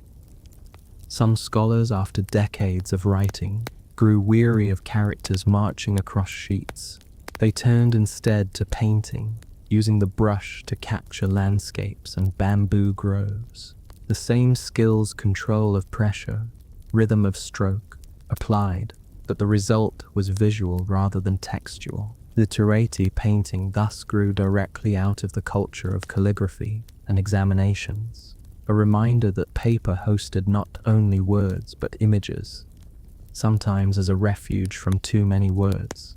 The economics of paper also revealed the scale of the examination system. Mills produced vast quantities to meet demand, and paper became a commodity tied to education. Towns near examination centers often saw spikes in sales, as candidates stocked up on sheets for practice and finals. Some papers gained reputations as especially suitable for exams, strong enough to survive long sessions, smooth enough for clear writing, yet inexpensive enough to purchase in bulk. Paper was not just a tool of study, it was part of the exam industry, as integral as tutors and commentaries. It is telling that in Chinese idiom, wasted effort was sometimes described as wasted paper and ink. The phrase captured the frustration of failed scholars whose drafts piled up without reward. Yet, in another sense, no paper was wasted, for every sheet carried evidence of striving, discipline, and the dream of advancement. Whether successful or not, each brushstroke testified to the centrality of writing in shaping lives. The weight of examinations also produced a culture of anxiety around mistakes. Students were warned to be careful with every character. A miswritten word might suggest ignorance, even if the thought behind it was sound. Paper, in this way, became a merciless recorder. It displayed flaws with equal clarity as brilliance. No wonder scholars approached their sheets with a mixture of reverence and dread. At the same time, the system fostered solidarity. Scholars gathered in study societies, exchanging drafts, critiquing essays, and copying each other's notes. Paper passed from hand to hand, carrying not only words but encouragement and rivalry. Libraries and academies filled with shared collections, where stacks of paper recorded generations of thought. The exam system may have been competitive, but it also built networks of scholarship bound together by ink and fiber. Looking back, it is striking to see how the invention of paper transformed not just writing but entire social structures. Bureaucracy became possible on a massive scale. Education became a national obsession, and careers rose and fell on the surface of thin sheets. A single invention by Kai Lun had created an empire of paper, where dreams, disappointments, and ambitions all played out in black ink. From this world of examinations and study, our path drifts onward to the spread of paper beyond China, where its impact on neighboring cultures took on new shapes, carrying with it not only writing, but entire systems of thought. From the crowded exam halls of China, the story of paper begins to flow outward, crossing mountains, seas, and borders. It did not remain a domestic invention for long. Like silk and porcelain, paper became one of those Chinese innovations that reshaped the wider world. Its journey across Asia reveals how a simple sheet of fibers could carry entire systems of culture, religion, and learning. The first stops were close at hand. By the 4th century, papermaking had reached Korea. The peninsula, already deeply influenced by Chinese writing and Confucian thought, welcomed the new medium with enthusiasm. Korean artisans soon began to adapt the process, favoring the inner bark of the mulberry tree as a raw material. The result was hanji, a paper so strong and durable that examples have survived for centuries without crumbling. Hanji became renowned not only for writing but also for practical uses. Shields against wind when pasted onto windows, wrappings for medicines, even clothing in some cases. Its strength made it far more than a writing surface. It was woven into daily life. Japan, too, embraced papermaking early. Tradition credits the introduction of the craft to a Buddhist monk named Dainjing in the early 7th century. The Japanese refined the process, producing washi, a paper of extraordinary lightness and resilience. By the Nara and Heian periods, washi was being used for sutras, poetry, and administrative documents. It also became central to Japanese aesthetics. The delicate texture suited the flowing kana syllabary, and poets treasured it as the surface for their verses. Over time, washi found uses beyond writing: shoji screens, origami, ceremonial wrapping, demonstrating the versatility of paper in shaping both art and everyday life. The role of Buddhism in this spread cannot be overstated. Monks carried sutras across borders, and sutras required paper. Copying texts was not only an act of devotion, but also a means of transmitting doctrine. A monastery in Korea or Japan might contain entire libraries of Buddhist scripture, most of it copied on locally made paper. Printing technology, too, followed this religious path. By the 8th century, Japan had produced one of the earliest known printed works, a series of charms commissioned by Empress Shotoku, distributed in the hundreds of thousands. Each slip of paper carried prayers for protection, evidence of both faith and mass production. As paper traveled eastward, it also traveled west. The oft-repeated tale of the Battle of Telas in 71 tells of Chinese artisans captured by Abbasid forces in Central Asia, who then revealed the secrets of papermaking in Samarkand. Historians debate the details, but it is clear that by the 8th and 9th centuries, paper mills were operating in the Islamic world. Samarkand paper, made from linen rags rather than mulberry or hemp, became prized for its smoothness. From there, papermaking spread to Baghdad, Damascus, and Cairo, accompanying the rise of Islamic scholarship. The timing was fortuitous. The Abbasid Caliphate, centered in Baghdad, fostered a golden age of learning. Paper allowed the translation of Greek philosophy into Arabic, the recording of scientific treatises, the collection of poetry, and the copying of the Quran.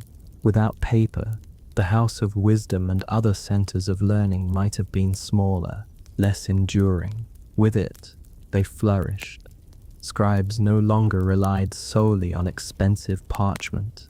They could produce volumes at a scale that supported vast libraries. Paper also changed the rhythm of administration in the Islamic world.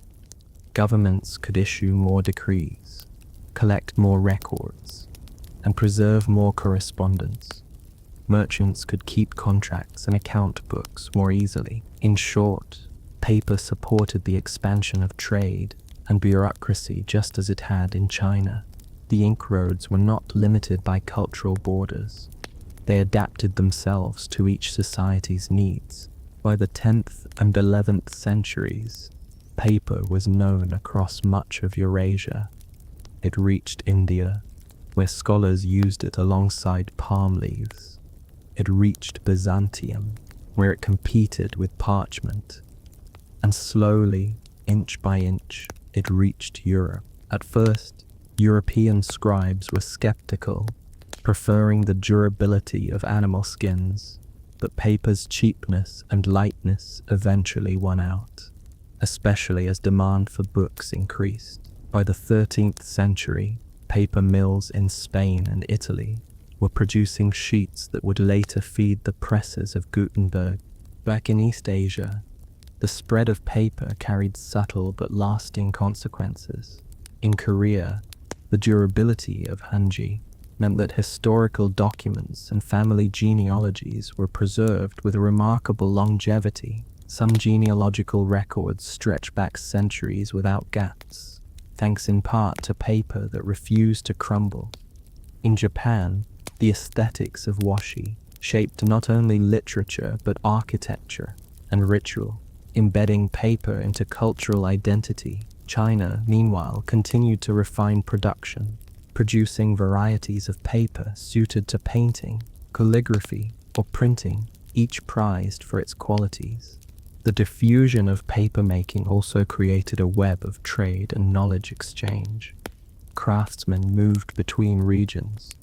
Techniques were adapted to local fibers, and preferences shifted with taste. The Islamic world's use of linen rags, for example, influenced later European practice. The East Asian reliance on mulberry bark persisted, giving their papers a different feel and texture. Paper was not a single invention frozen in time, but a family of related crafts, evolving as they spread. Religious devotion remained one of the strongest drivers of production. Buddhist sutras, Quranic manuscripts, and eventually Christian Bibles all found new life on paper. Each tradition recognized the material's ability to carry sacred words across distances. In this sense, paper became a shared tool of devotion across civilizations that otherwise disagreed on nearly everything. The sheet of fibers absorbed ink indifferently, whether it was used for Confucian essays, Islamic astronomy, or Christian sermons. Its neutrality was its genius. It is almost ironic the invention of paper in China, born from scraps of mulberry bark and rags, eventually underpinned the intellectual flowering of multiple civilizations. In China, it supported bureaucracy and examinations. In Korea and Japan, it preserved genealogies and inspired aesthetics. In the Islamic world, it fueled scholarship and trade. In Europe, it laid the groundwork for printing presses and the Reformation. A single innovation traveled silently along trade routes, carrying more power than armies. As we float further along this story, we see that the spread of paper also meant the spread of the Chinese conception of writing itself. That brushstrokes revealed character, that text carried authority, that preservation of words mattered deeply. These ideas did not transplant perfectly into every culture, but they lingered, shaping attitudes toward the written word wherever paper traveled.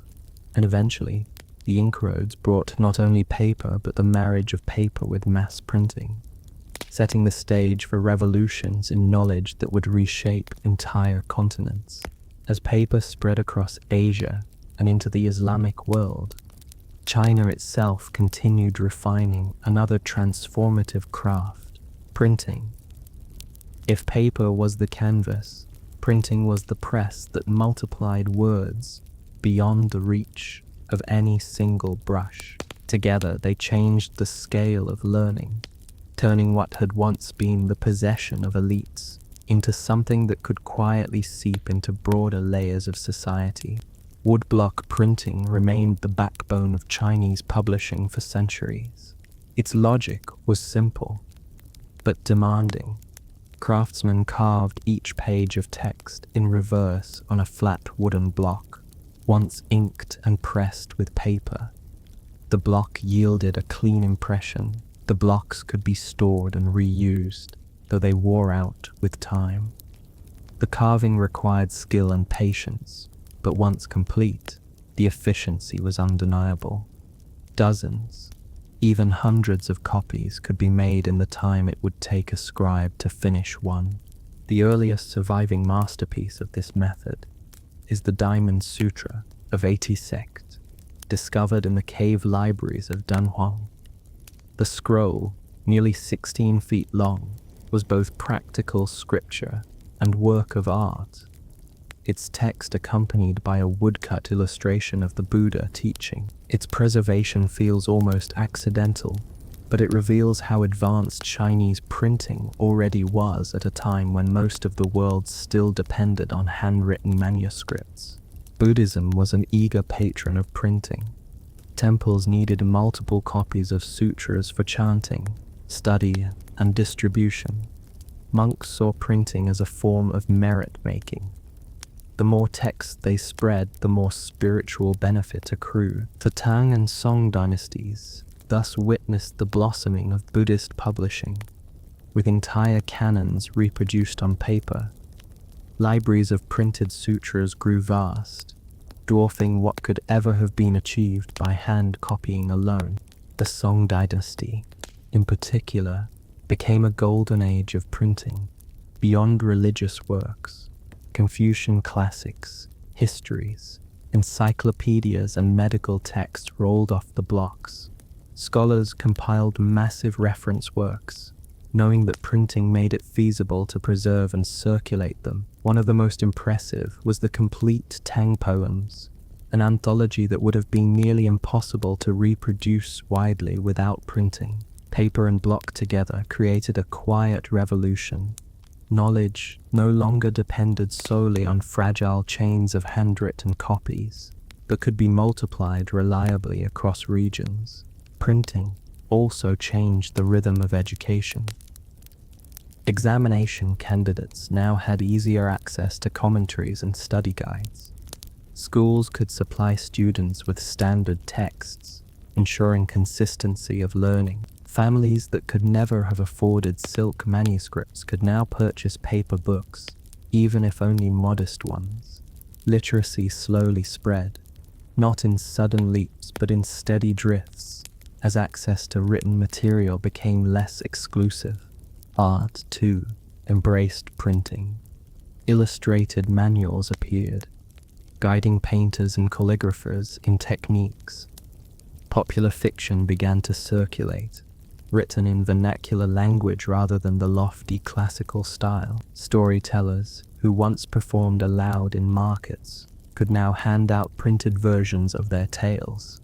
Drama scripts, almanacs, and even joke collections found their way into the hands of common readers. The ink roads had widened, welcoming not only officials and monks, but also merchants, artisans, and peasants with curiosity and spare coins. Amid this expansion, movable type made its debut. Around the 11th century, Bo Sheng experimented with clay characters, each one a tiny tile that could be arranged to form pages. The principle was ingenious. Instead of carving an entire block, one could rearrange characters as needed. Later, artisans tried wood and even metal types, but the vast number of Chinese characters, tens of thousands, made the system unwieldy. In practice, movable type never displaced block printing in China, though it found more fertile ground elsewhere. Still, the experiments reveal a restless desire to push printing further, to refine the balance between labor and efficiency. The prestige of handwriting persisted alongside this flood of printed text. A handwritten scroll by a famous calligrapher still commanded respect far beyond any printed copy. The aura of the brush was irreplaceable, and many scholars viewed printing as useful but secondary, yet the convenience of printed books could not be ignored. A printed commentary might lack artistry, but it offered clarity and access. The coexistence of manuscript and print defined Chinese intellectual life for centuries. Printing also had political dimensions.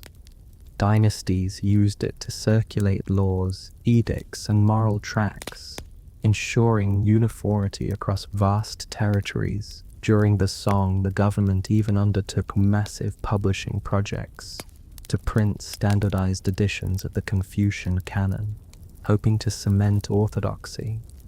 Paper allowed control not only of information, but of ideology. A state that could reproduce texts in bulk could shape the minds of millions more effectively than one reliant on word of mouth or scattered manuscript. At the same time, private publishers emerged, especially in the Song and later Ming dynasties. Families and entrepreneurs set up workshops, carving blocks and selling books for profit. The book trade became an industry, with catalogs, advertisements, and price lists. Paper, once a luxury, was now part of the marketplace, enabling a commercial culture of knowledge.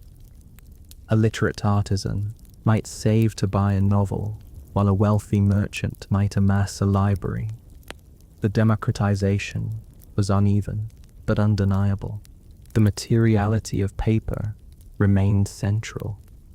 Printers experimented with different grades: coarse paper for cheap almanacs, fine paper for scholarly works, tinted papers for luxury editions. Some books were printed on tough sheets that could withstand repeated handling. Others on delicate paper meant more for display than for use. Even mass production left room for variety, and readers grew discerning, favoring one type of paper over another like connoisseurs. Printing also traveled with paper beyond China. Korea, for instance, advanced movable metal type by the 13th century, producing printed works well before Gutenberg. Japan embraced woodblock printing for both sutras and secular texts, later turning it into a full-fledged art form, with ukiyo-e prints in the Edo period. Each culture adapted the craft to its own needs, but the foundation always rested on paper's pliant surface. The ripple effects were immense. By multiplying texts, printing extended memory.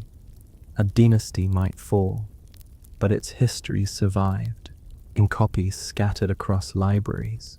Scholars could argue with each other across centuries, their words preserved not in rare manuscripts, but in stacks of printed books. The fragility of paper was balanced by the redundancy of printing. What one fire consumed, another copy might replace. It is hard to overstate the quiet flood this represented. There was no single dramatic moment, no overnight transformation. Instead, book by book, scroll by scroll, sheet by sheet, knowledge seeped outward. Families acquired text, teachers instructed with them, monasteries copied and distributed them across villages and cities. Paper carried ideas further and faster than ever before, and as paper and printing reshaped learning, they also reshaped memory itself. What people chose to record, preserve, and multiply defined what future generations would know. Paper was not merely a surface, but a filter of history, deciding through survival which voices endured. From this quiet flood, our story drifts next into the intimate world of art and literature, where paper became more than a tool of record. It became a canvas for imagination, beauty, and sometimes eccentricity. From printing houses and exam halls, our story now drifts into the quieter corners of art and literature, where paper served not only as record, but as canvas. In these spaces, it was less about bureaucracy and more about imagination. The fibers of mulberry and hemp, once beaten and pressed into humble sheets, became surfaces on which entire worlds were sketched, brushed, and dreamed. Chinese painting evolved hand in hand with calligraphy, sharing the same brush, ink, and philosophy. It is difficult to separate the two. To paint a mountain was not so different from writing a poem about it. The strokes of pine branches echoed the strokes of characters. Paper absorbed both with equal grace. Unlike silk, which shimmered and resisted, paper welcomed the brush with a softness that allowed for expressive freedom. Landscapes flowed across scrolls, with peaks fading into mist, rivers meandering through valleys, and lone scholars perched on rocks as if waiting for the viewer to join them. Literati painters, especially during the Song and Yuan dynasties, treated painting not as representation but as reflection. A mountain was not merely a mountain, it was a metaphor for endurance. A bamboo stalk was not merely a plant, it was a symbol of upright character, bending but not breaking in the wind. Paper gave these ideas room to breathe. A scroll might be several feet long, inviting the viewer to unroll it slowly, journeying through ink as though walking through a landscape. This was not art for the wall, but art for the hand. Art that unfolded in time as much as in space. Poetry often accompanied painting, inscribed in corners or margins. The integration of text and image created a dialogue. The poem explained the mood of the scene, while the scene embodied the poem. A single sheet of paper could thus carry multiple voices, layered across generations. One painter might leave blank space for a poem, and a later poet might add his verses, turning the work into a conversation across time. Paper made such layering possible.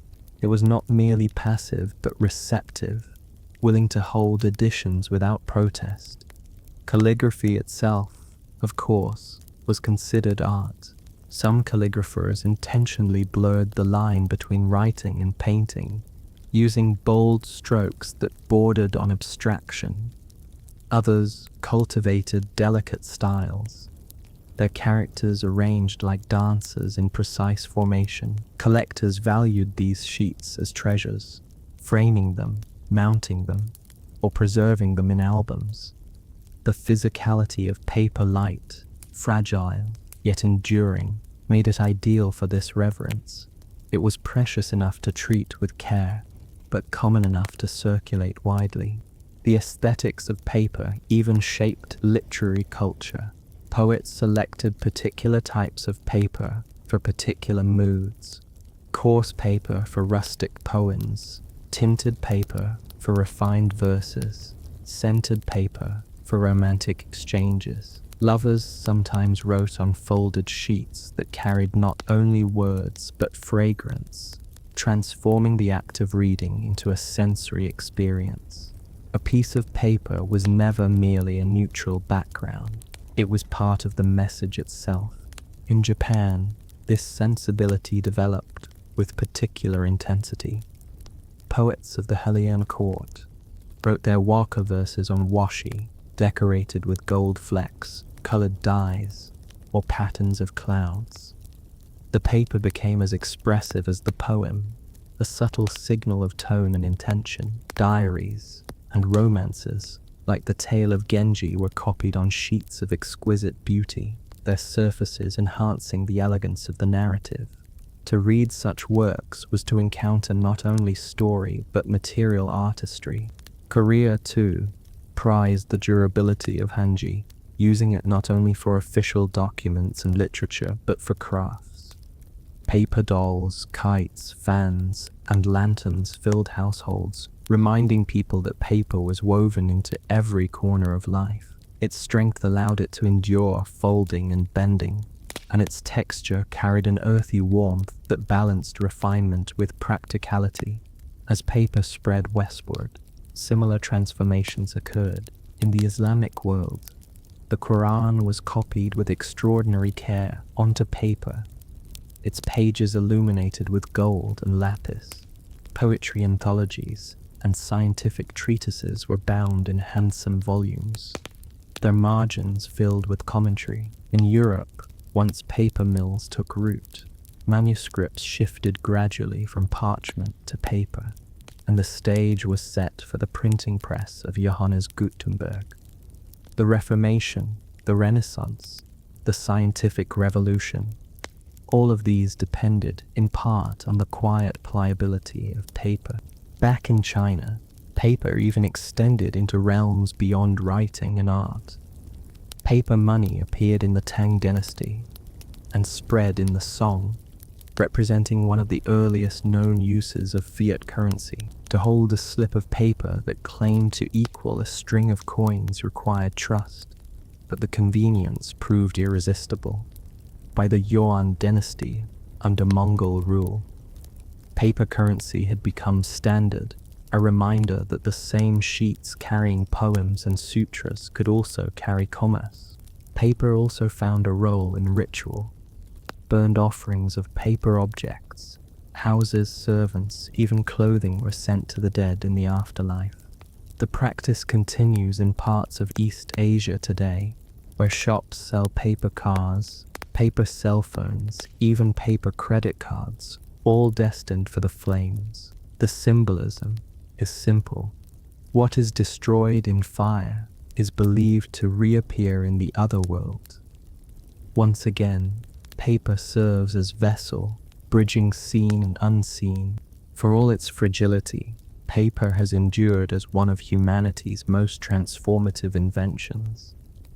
It is paradoxical, a material so easily torn, so vulnerable to water and flame, has carried the weight of civilization. Empires recorded their laws on it, religions preserved their scriptures on it, lovers confessed on it, artists painted on it, and merchants trusted it with their wealth.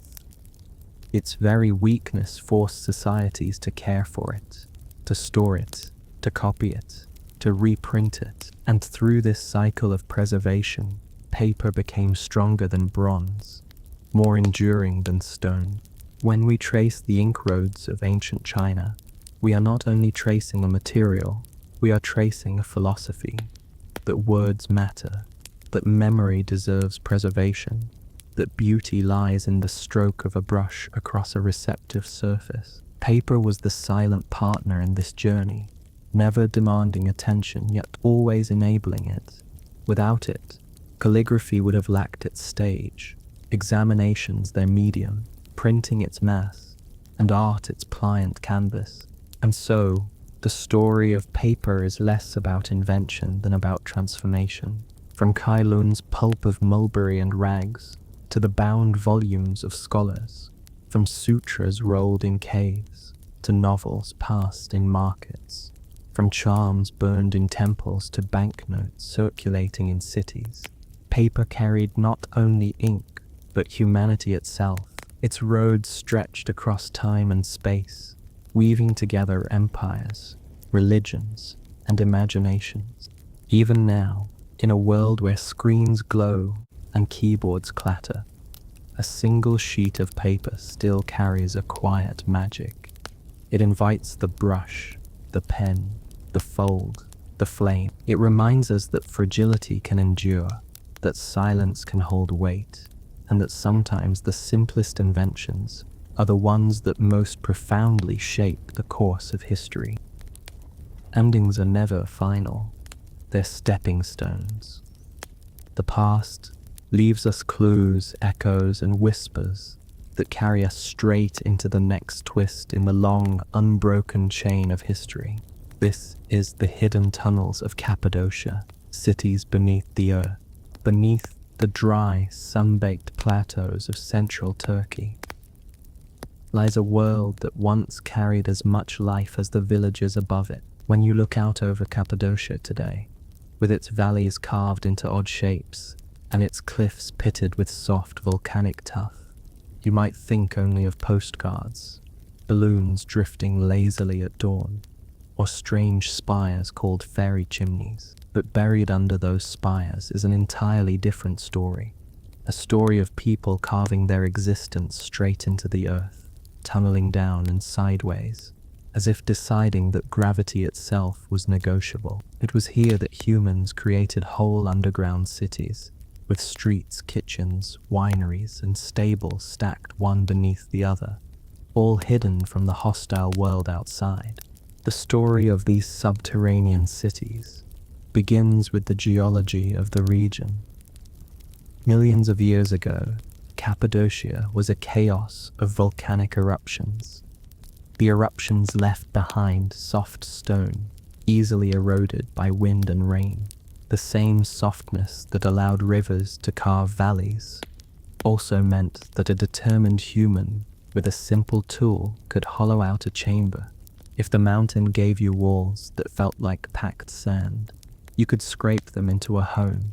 And that is exactly what people did. The earliest hand-hewn caves probably date back to the Bronze Age, around the 2nd millennium BCE, though the grand networks we think of as cities were largely expanded in late antiquity and the Byzantine period. When outsiders threatened, when empires pushed borders through Anatolia, when raids or persecution swept across the plateau, the people of Cappadocia had somewhere to vanish. They went below. It sounds dramatic, but for them it was almost routine. You simply led your animals down the narrow ramp, carried your food, shut the stone door behind you, and waited for the surface to become safe again. To this day, the largest underground cities could hide tens of thousands of people at once. That number sounds like an exaggeration, but archaeologists who have walked through level after level of halls, ventilation shafts, and storage rooms come away persuaded. These were not tiny bunkers. They were sprawling, multi-story labyrinths meant to shelter whole communities. The best known of these cities is Derinkoyu. Its name, meaning deep well, hints at both depth and water. Derinkoyu descends at least 8 levels, though some researchers believe there may be more hidden further down. Imagine a depth of nearly 280 feet, almost the height of a modern office tower, except inverted, hollowed into rock. Each floor was not a random scattering of holes, but carefully planned. The upper levels held spaces that were more public markets, storage, rooms for pressing grapes into wine. Lower down were family chambers, kitchens, even chapels carved with simple crosses. At the deepest levels, water wells and ventilation shafts ensured survival if the city had to be sealed for weeks. The entrances to such cities were deliberately narrow. You would not stroll in with comfort. You would squeeze through twisting corridors, low ceilings, and sudden turns. The people of Cappadocia engineered bottlenecks to slow invaders, and at strategic points, they placed rolling stone doors, massive circular slabs carved to fit perfectly into grooves. One shove and the passage would be blocked by several 100 pounds of immovable rock. On the safe side, a small hole allowed defenders to thrust a spear or simply check who was knocking. On the dangerous side, a raider would face a blank wall. That little feature tends to impress modern tourists, who realize that the people who designed these doors were not just improvising caves, but thinking like engineers of defense. Walking through Derinkoyu today, you can still sense the claustrophobia that ancient residents accepted as normal. Imagine the flicker of oil lamps, the smell of animals kept in underground stables, the murmurs of prayers in tiny chapels. It was not glamorous, it was survival, and it was practical. People did not live underground full time. If they could help it, they farmed and traded above ground. The cities were refuges, and they were effective ones. Armies could sweep through the plateau, torching surface villages, yet fail to capture the people who waited below like shadows. Derinkoyu was not alone. Within a short distance lies Calligraphy, another underground city of impressive size. Calligraphy spreads more horizontally than vertically. with wide stables and storeroom. Its passages connect to Derinkuyu through miles of underground tunnel. At least according to some local traditions and partial archaeological surveys, whether the connection was ever fully functional is debated, but the very possibility suggests that Cappadocia's underground world might have been even more extensive than we now see. Networks may have linked multiple settlements, forming an underworld parallel to the surface landscape. Other cities pepper the region: Özkonak, Mazi, Tatlarin, and many more. Some partly excavated, others collapsed or hidden under modern villages. Scholars estimate there are hundreds of underground complexes in Cappadocia, varying from modest shelters to massive cities. Each one bears marks of expansion across centuries: Hittite, Phrygian, Persian, Greek, Roman, Byzantine, Seljuk, and Ottoman influences. Layering over time, every era left behind the quiet signature of people needing safety. The purpose of these underground refuges was always shaped by the political winds. In Roman times, local Christians sometimes retreated below to escape persecution. Later, during the Byzantine era, the tunnels offered shelter from Arab raids across Anatolia. Even centuries later, when Mongols swept across the region, the same underground doors could be rolled shut. Survival strategy had a certain continuity. If trouble came from outside, the answer remained the same: go down, wait, and keep breathing. What is most striking is not just the scale, but the comfort people managed to carve out. Wine presses underground suggests that residents did not abandon their pleasures. Even during sieges, storage jars dug into the floor held grain and dried food. There were kitchens blackened with smoke, with simple chimneys that vented carefully through hidden shafts above. Wells were protected to avoid poisoning. One can imagine the slow rhythm of underground life: children playing in corridors, elders talking in corners, animals shifting restlessly, and guards listening near the stone doors. It was crowded and probably tedious, but it worked. Archaeologists studying these places often emphasize the ventilation system. Without proper airflow, tens of thousands of people in confined stone chambers would not last long. Cappadocia's builders solved this with vertical shafts reaching up through the rock, hidden in valleys, disguised as natural features. Fresh air could circulate down to the lowest levels. In some shafts, the opening at the top was disguised among rocks, making it nearly impossible for enemies to find and block them. It is a reminder that these people combined everyday survival instincts with impressive ingenuity. One might imagine life underground as eerie silence, but it was likely filled with constant low sound. The scrape of stone, the drip of water, the shuffle of sandals, the bleating of animals. Oil lamps would have cast a dim glow, never fully erasing the darkness. For those used to bright Anatolian sun, the transition must have been jarring. But necessity has a way of forcing adaptation. Generations grew up knowing that these tunnels existed, and perhaps even feeling comfort in their safety. Tourists today descend into these cities with guided tours, sometimes clutching railings nervously. For the ancient residents, there were no railings, only familiarity.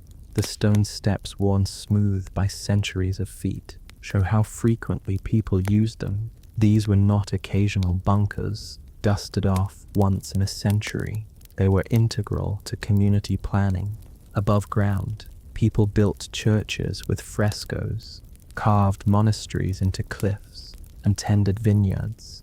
Below ground, they carved the insurance policy for survival. Even with all the archaeological study, much remains hidden. Many tunnels are blocked or collapsed. Some are simply under private homes, and villagers know of them but prefer not to invite excavation crews into their courtyards. Cappadocia's underworld is partly known, partly secret, still keeping some of its mystery that seems fitting for a land where the landscape itself looks otherworldly. And while Derinkuyu and Keimakli attract most of the headlines, even smaller complexes are worth noting. At Ozkonak, engineers carved clever communication holes between levels so that messages could be passed without climbing stairs. At Tatlarin, wide halls suggest spaces for community gathering, each city adapted to the needs of its builders, proving that this was not one grand master plan, but a regional habit of carving security into the ground. From a modern perspective, we might marvel at the willingness to spend so much life underground. But in Cappadocia, the earth itself invited this. Volcanic tuff offered the rare combination of softness for carving and hardness for stability. Walls could be scraped by hand yet stand solid for centuries. You could dig deep and the ceiling would not collapse. It was as though nature had provided ready-made concrete, waiting to be sculpted, and so people sculpted until whole societies had parallel lives, one under the sun, one in the dark.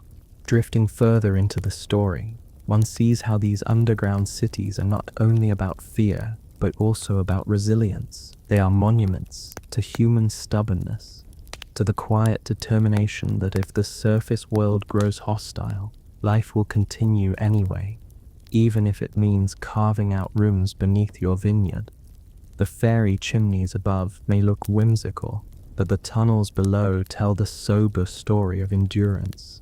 Sliding downward again, the tunnels open not only into living quarters and storage, but also into spaces that hint at deeper layers of human life, where the spiritual and the mundane mixed without clear boundaries. Cappadocia, after all, became famous not just for hiding people, but also for sheltering monks, hermits, and small Christian communities who saw the valleys and the caves as perfect places to build their own version of peace, or at least their best attempt at it. By the 3rd and 4th centuries of the Common Era, Christianity had spread into Anatolia, and Cappadocia found itself at the crossroads of faith, philosophy, and imperial politics. Above ground, the region was dotted with small churches carved straight into the cliffs. Inside these churches, simple frescoes began to appear, and in some more elaborate cycles of biblical scenes emerged, painted in rich reds and ochres. These chapels are still visited today, and many retain the odd mixture of grandeur and claustrophobia. You step into what feels like a stone box, then look up to see painted domes crowded with angels and saints. Underground, smaller chapels were tucked into the cities as well, practical little sanctuaries in case the faithful had to flee below. Here the flicker of oil lamps would have illuminated crosses carved into walls, transforming plain rock into makeshift sanctuaries. It is difficult to know how often religious ceremonies were carried out in these spaces, but the very presence of the chapels suggests that faith accompanied survival as naturally as food and water. The Cappadocian landscape also became home to hermits, who carved individual cells into the sides of cliffs. While the underground cities were communal, these cliffside retreats were pointedly solitary. Some of these hermits became legendary for their extreme commitment to isolation. One might view them with admiration for their devotion, or with quiet skepticism about their actual comfort. After all, when you choose to spend decades alone in a small rock cell, your neighbors might gently conclude you had strong opinions about peace and quiet. Still, the tradition of monasticism in Cappadocia took hold, and it left its mark not only on the region, but on the theology of early Christianity. The so-called Cappadocian Fathers, Basil the Great, Gregory of Nyssa, and Gregory of Nazianzus, were key figures in Christian thought during the 4th century.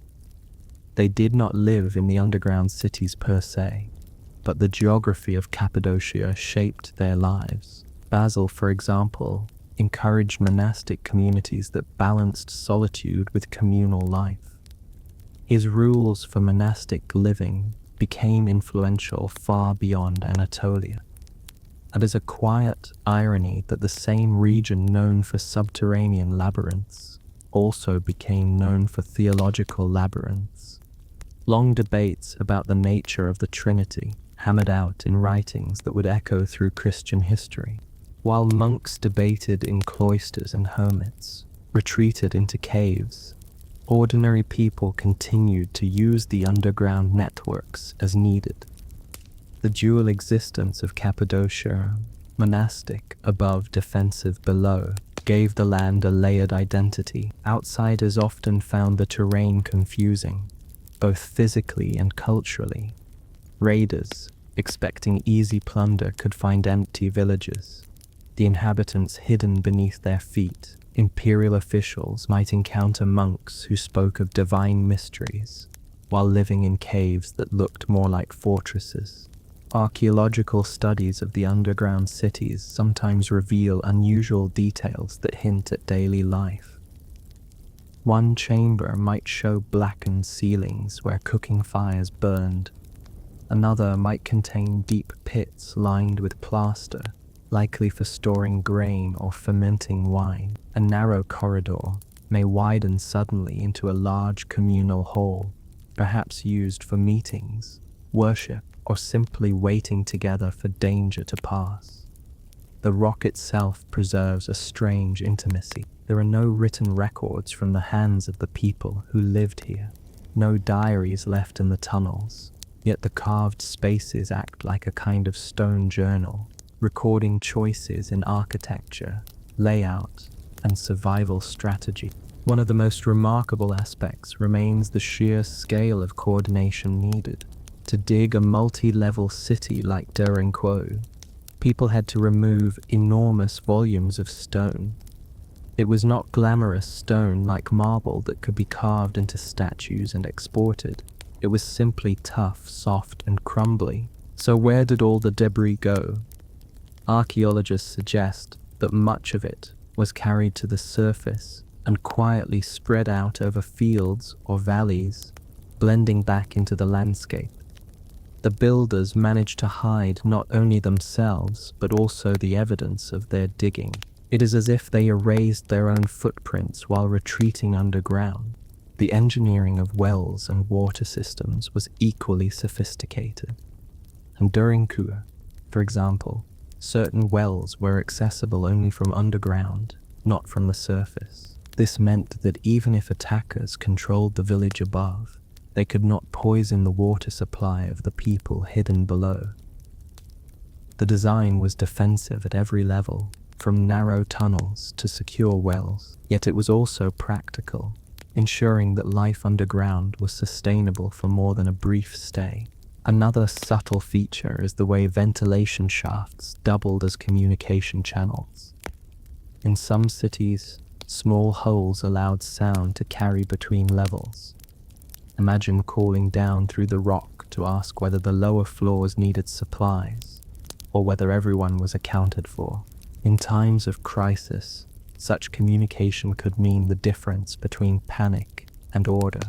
The underground life of Cappadocia was not glamorous, but it was enduring.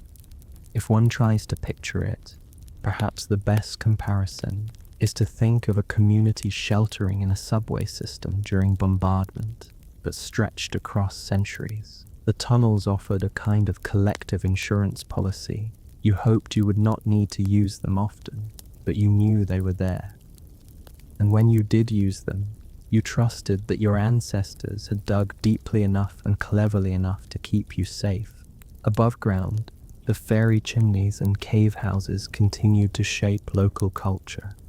Families carved out cave homes that they actually lived in permanently, enjoying the natural insulation that kept interiors cool in summer and warm in winter. These homes were more open to light and air than the underground cities, but they shared the same principle.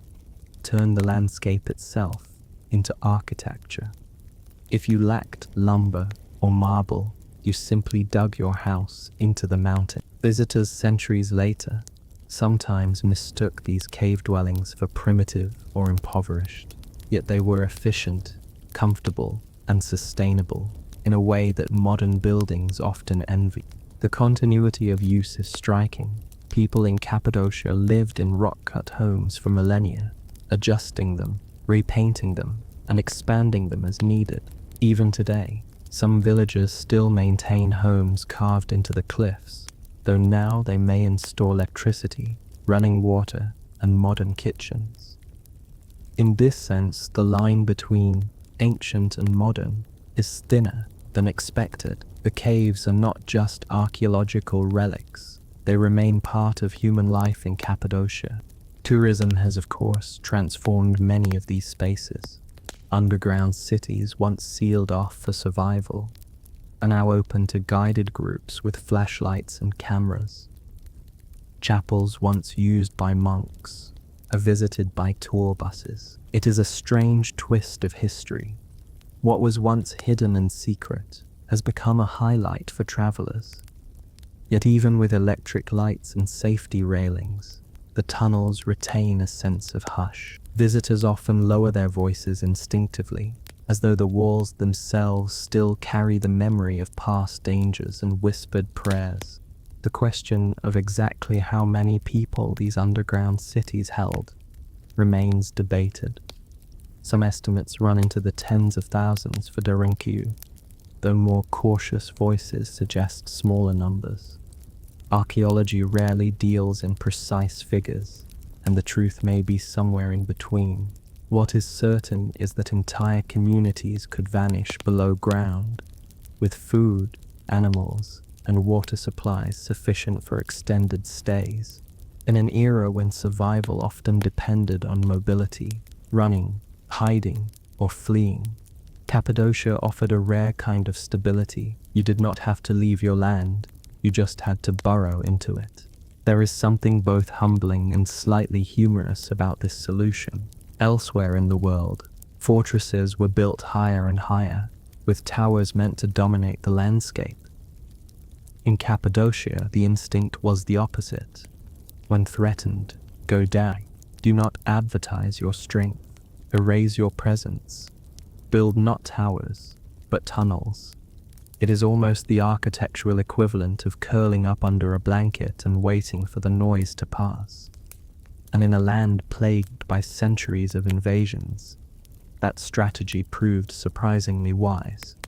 The underground cities eventually faded from everyday use, especially as the region stabilized under Ottoman rule. Villages returned fully to the surface, and many tunnels were forgotten. Some were rediscovered accidentally, when villagers digging a cellar broke into a hidden passage. Others were uncovered by modern archaeologists, who often found that local legends about secret cities under the ground were not just folklore, but accurate descriptions.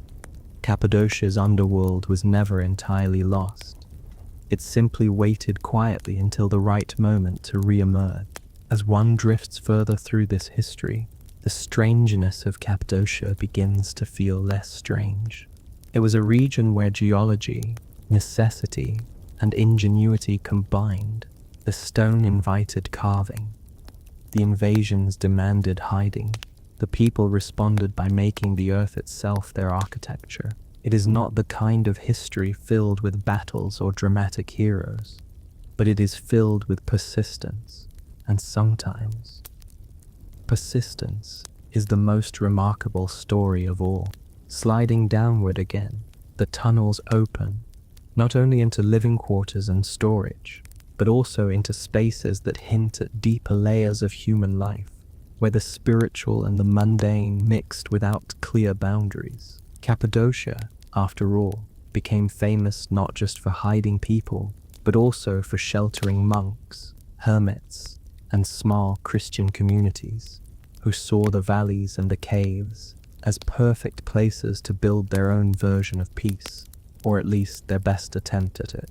By the 3rd and 4th centuries of the Common Era, Christianity had spread into Anatolia, and Cappadocia found itself at the crossroads of faith, philosophy, and imperial politics.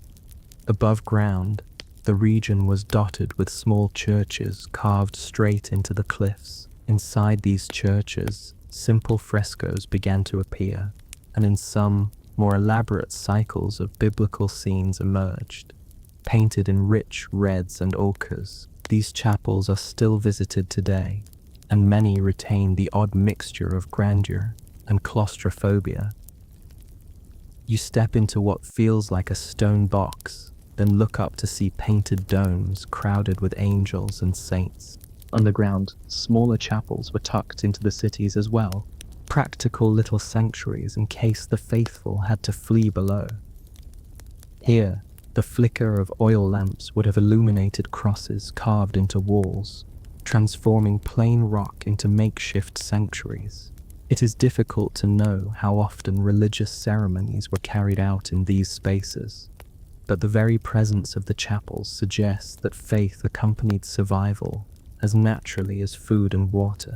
The Cappadocian landscape also became home to hermits who carved individual cells into the sides of cliffs.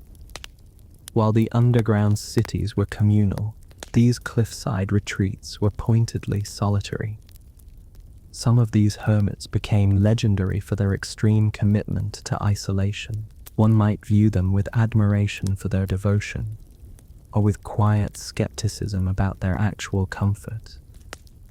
After all, when you choose to spend decades alone in a small rock cell, your neighbors might gently conclude you had strong opinions about peace and quiet. Still, the tradition of monasticism in Cappadocia took hold, and it left its mark not only on the region but on the theology of early Christianity. The so-called Cappadocian Fathers, Basil the Great, Gregory of Nyssa, and Gregory of Nazianzus, were key figures in Christian thought during the 4th century. They did not live in the underground cities per se, but the geography of Cappadocia shaped their lives. Basil, for example, encouraged monastic communities that balanced solitude with communal life. His rules for monastic living became influential far beyond Anatolia. It is a quiet irony that the same region known for subterranean labyrinths also became known for theological labyrinths. Long debates about the nature of the Trinity, hammered out in writings that would echo through Christian history, while monks debated in cloisters and hermits retreated into caves. Ordinary people continued to use the underground networks as needed. The dual existence of Cappadocia, monastic above, defensive below, gave the land a layered identity. Outsiders often found the terrain confusing, both physically and culturally. Raiders expecting easy plunder could find empty villages, the inhabitants hidden beneath their feet. Imperial officials might encounter monks who spoke of divine mysteries while living in caves that looked more like fortresses. Archaeological studies of the underground cities sometimes reveal unusual details that hint at daily life. One chamber might show blackened ceilings where cooking fires burned. Another might contain deep pits lined with plaster, likely for storing grain or fermenting wine. A narrow corridor may widen suddenly into a large communal hall, perhaps used for meetings, worship, or simply waiting together for danger to pass. The rock itself preserves a strange intimacy. There are no written records from the hands of the people who lived here, no diaries left in the tunnels, yet the carved spaces act like a kind of stone journal, recording choices in architecture, layout, and survival strategy. One of the most remarkable aspects remains the sheer scale of coordination needed to dig a multi-level city like Tranquil. People had to remove enormous volumes of stone. It was not glamorous stone like marble that could be carved into statues and exported. It was simply tough, soft, and crumbly. So where did all the debris go? Archaeologists suggest that much of it was carried to the surface and quietly spread out over fields or valleys, blending back into the landscape. The builders managed to hide not only themselves but also the evidence of their digging. It is as if they erased their own footprints while retreating underground. The engineering of wells and water systems was equally sophisticated. In Derinkiu, for example, certain wells were accessible only from underground, not from the surface. This meant that even if attackers controlled the village above, they could not poison the water supply of the people hidden below. The design was defensive at every level, from narrow tunnels to secure wells. Yet it was also practical, ensuring that life underground was sustainable for more than a brief stay. Another subtle feature is the way ventilation shafts doubled as communication channels. In some cities, small holes allowed sound to carry between levels. Imagine calling down through the rock to ask whether the lower floors needed supplies, or whether everyone was accounted for. In times of crisis, such communication could mean the difference between panic and order. The underground life of Cappadocia was not glamorous, but it was enduring. If one tries to picture it, perhaps the best comparison is to think of a community sheltering in a subway system during bombardment, but stretched across centuries. Tunnels offered a kind of collective insurance policy. You hoped you would not need to use them often, but you knew they were there. And when you did use them, you trusted that your ancestors had dug deeply enough and cleverly enough to keep you safe. Above ground, the fairy chimneys and cave houses continued to shape local culture. Families carved out cave homes that they actually lived in permanently, enjoying the natural insulation that kept interiors cool in summer and warm in winter. These homes were more open to light and air than the underground cities, but they shared the same principle: turn the landscape itself into architecture. If you lacked lumber or marble, you simply dug your house into the mountain. Visitors centuries later sometimes mistook these cave dwellings for primitive or impoverished, yet they were efficient, comfortable, and sustainable in a way that modern buildings often envy. The continuity of use is striking. People in Cappadocia lived in rock-cut homes for millennia, adjusting them, repainting them, and expanding them as needed. Even today, some villages still maintain homes carved into the cliffs, though now they may install electricity, running water, and modern kitchens.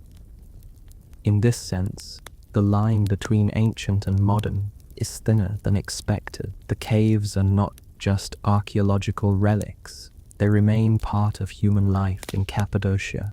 Tourism has of course transformed many of these spaces. Underground cities, once sealed off for survival, are now open to guided groups with flashlights and cameras. Chapels once used by monks are visited by tour buses. It is a strange twist of history. What was once hidden and secret has become a highlight for travelers. Yet even with electric lights and safety railings, the tunnels retain a sense of hush. Visitors often lower their voices instinctively, as though the walls themselves still carry the memory of past dangers and whispered prayers. The question of exactly how many people these underground cities held remains debated. Some estimates run into the tens of thousands for Derinkuya, though more cautious voices suggest smaller numbers. Archaeology rarely deals in precise figures, and the truth may be somewhere in between. What is certain is that entire communities could vanish below ground, with food, animals, and water supplies sufficient for extended stays. In an era when survival often depended on mobility, running, hiding, or fleeing, Cappadocia offered a rare kind of stability. You did not have to leave your land, you just had to burrow into it. There is something both humbling and slightly humorous about this solution. Elsewhere in the world, fortresses were built higher and higher, with towers meant to dominate the landscape. In Cappadocia, the instinct was the opposite. When threatened, go down. Do not advertise your strength. Erase your presence. Build not towers but tunnels. It is almost the architectural equivalent of curling up under a blanket and waiting for the noise to pass. And in a land plagued by centuries of invasions, that strategy proved surprisingly wise. The underground cities eventually faded from everyday use, especially as the region stabilized under Ottoman rule. Villages returned fully to the surface, and many tunnels were forgotten. Some were rediscovered accidentally when villagers digging a cellar broke into a hidden passage. Others were uncovered by modern archaeologists, who often found that local legends about secret cities under the ground were not just folklore, but accurate descriptions. Cappadocia's underworld was never entirely lost. It simply waited quietly until the right moment to re-emerge. As one drifts further through this history, the strangeness of Cappadocia begins to feel less strange. It was a region where geology, necessity, and ingenuity combined. The stone invited carving. The invasions demanded hiding. The people responded by making the earth itself their architecture. It is not the kind of history filled with battles or dramatic heroes, but it is filled with persistence. And sometimes, persistence is the most remarkable story of all. Drifting further into this landscape of stone, it becomes clear that the underground cities of Cappadocia were not static creations. They were living organisms of architecture, constantly modified, expanded, or abandoned depending on the tides of history. One generation might enlarge a chamber for animals, another might carve a new chapel, and still another might wall off a corridor, perhaps out of fear, or perhaps simply because it no longer led anywhere useful. Over centuries, the result was a tangle of levels that could feel less like careful city planning and more like an improvised maze, a patchwork of intentions preserved in rock. The defensive features that made these cities so effective are especially striking when considered in detail. Narrow passageways were not just inconvenient, they were tactical. Enemies forced to squeeze single file through dim corridors became easy targets for defenders waiting in the shadows. The rolling stone doors, with their deceptively simple design, reinforced this defensive advantage. It is worth pausing on those doors, because they are often remembered as the most iconic feature of Cappadocia's underground world. Each was a massive circular slab, sometimes more than a meter in diameter, carved to fit snugly in its groove. A small hole in the center could serve as a peephole, an air vent, or a weapon slot. To close the door, a few strong individuals would roll it into place. From the outside, pushing it back was nearly impossible. The design had the elegance of a lock that required no key gravity, and stone did the work. Of course, living underground was not simply about defense. It required careful organization of food, water, and sanitation. Archaeologists studying these sites note that storage rooms often contained niches carved into the walls, probably for amphorae filled with grain, oil, or wine. Some larger underground cities had entire wineries with troughs for pressing grapes and channels for collecting juice. That detail might seem indulgent for a community in hiding, but wine was not just a luxury, it was a preservable form of calories and a safer drink than uncertain water. Bread and wine underground were both sustenance and tradition. Sanitation posed a more delicate problem.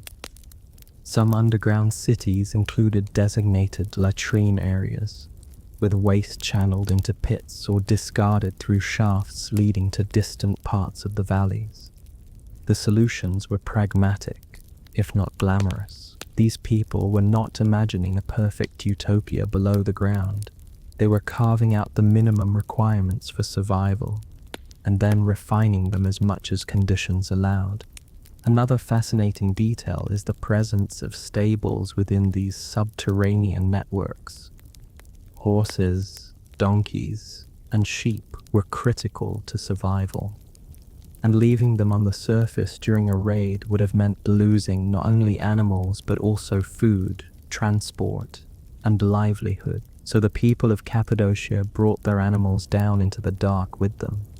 One imagines the echoing bray of donkeys in narrow passages, or the restless stamping of hooves in chambers meant to double as barns. The smell must have been overwhelming, but the logic was unassailable. Survival meant keeping both people and animals alive together.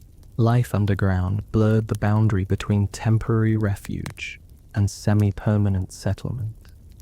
Archaeologists argue about how long people could realistically endure below.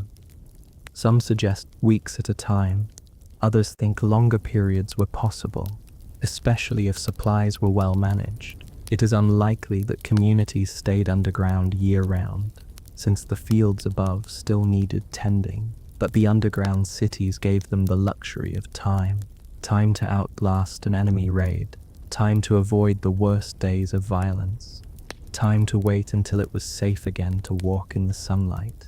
As centuries passed, the cities were repurposed repeatedly. In the Byzantine era, Christian communities carved chapels decorated with crosses or simple frescoes.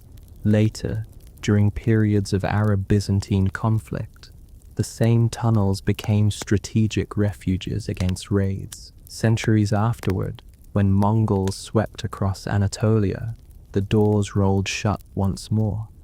The pattern repeated, new threat, same solution. It was not that the people of Cappadocia lacked creativity, it was that they already possessed a solution that worked. Why reinvent when the stone beneath your feet had already been carved into safety? The rediscovery of these cities in modern times often happened by accident. In the 1960s, for example, a man in the town of Tranquil decided to renovate his house. When he knocked down a wall in his basement, he discovered a passage leading into the earth. Further exploration revealed chambers that opened into one of the largest underground cities ever documented. It is easy to imagine the surprise, expecting perhaps a small storage niche, and instead finding a staircase into a vanished world. Since then, archaeologists and locals have continued to uncover forgotten sections, though much remains inaccessible. Some tunnels are blocked by rubble, others collapse under their own age, and some lie beneath modern buildings, where excavation would be too disruptive. The rediscovery of these cities also challenges the modern imagination. We live in a time where underground structures are usually associated with subways, parking garages, or basements. To step into a tunnel carved by hand centuries ago, winding through multiple levels with careful ventilation and storage, feels uncanny. It reminds us that our ancestors were not only resourceful, but also capable of large-scale engineering without the machines we take for granted. A pick, a chisel, and persistence were enough to carve a city. What is perhaps most moving is the silence these spaces hold. When modern visitors walk through, the only sounds are the shuffle of shoes and the echoes of voices. Yet the walls seem to absorb these sounds quickly, as though centuries of quiet still dominate. One can imagine how different it would have been when the tunnels were alive with people, animals, and activity. The contrast is striking. Once these places buzzed with survival, now they sit in stillness, museums of resilience. The subterranean world of Cappadocia also prompts reflection on how communities shape their landscapes in radically different ways. In some parts of the world, societies built upward, creating monuments meant to impress gods or intimidate enemies. In Cappadocia, the opposite occurred. The most impressive achievements were hidden below the surface, invisible to anyone who did not know where to look. It is a kind of architectural humility, born not from choice, but from necessity. To outsiders, Cappadocia might have looked like a region of modest villages and odd rock formations. Only those who belonged to the land knew that entire worlds lay beneath their feet. Even the smallest details reveal ingenuity. Some tunnels were angled to slow the advance of enemies or to create choke points. Storage jars were built directly into floors, with narrow necks to limit spoilage. Niches carved into walls could hold oil lamps, casting dim but steady light. Staircases were designed with irregular steps, which slowed unfamiliar invaders but were second nature to locals. Every aspect reflected a balance between practicality and defense. These were not luxury spaces, yet they were carefully thought out. As archaeologists continue to study Cappadocia's underground cities, they uncover not only artifacts but also patterns of human resilience.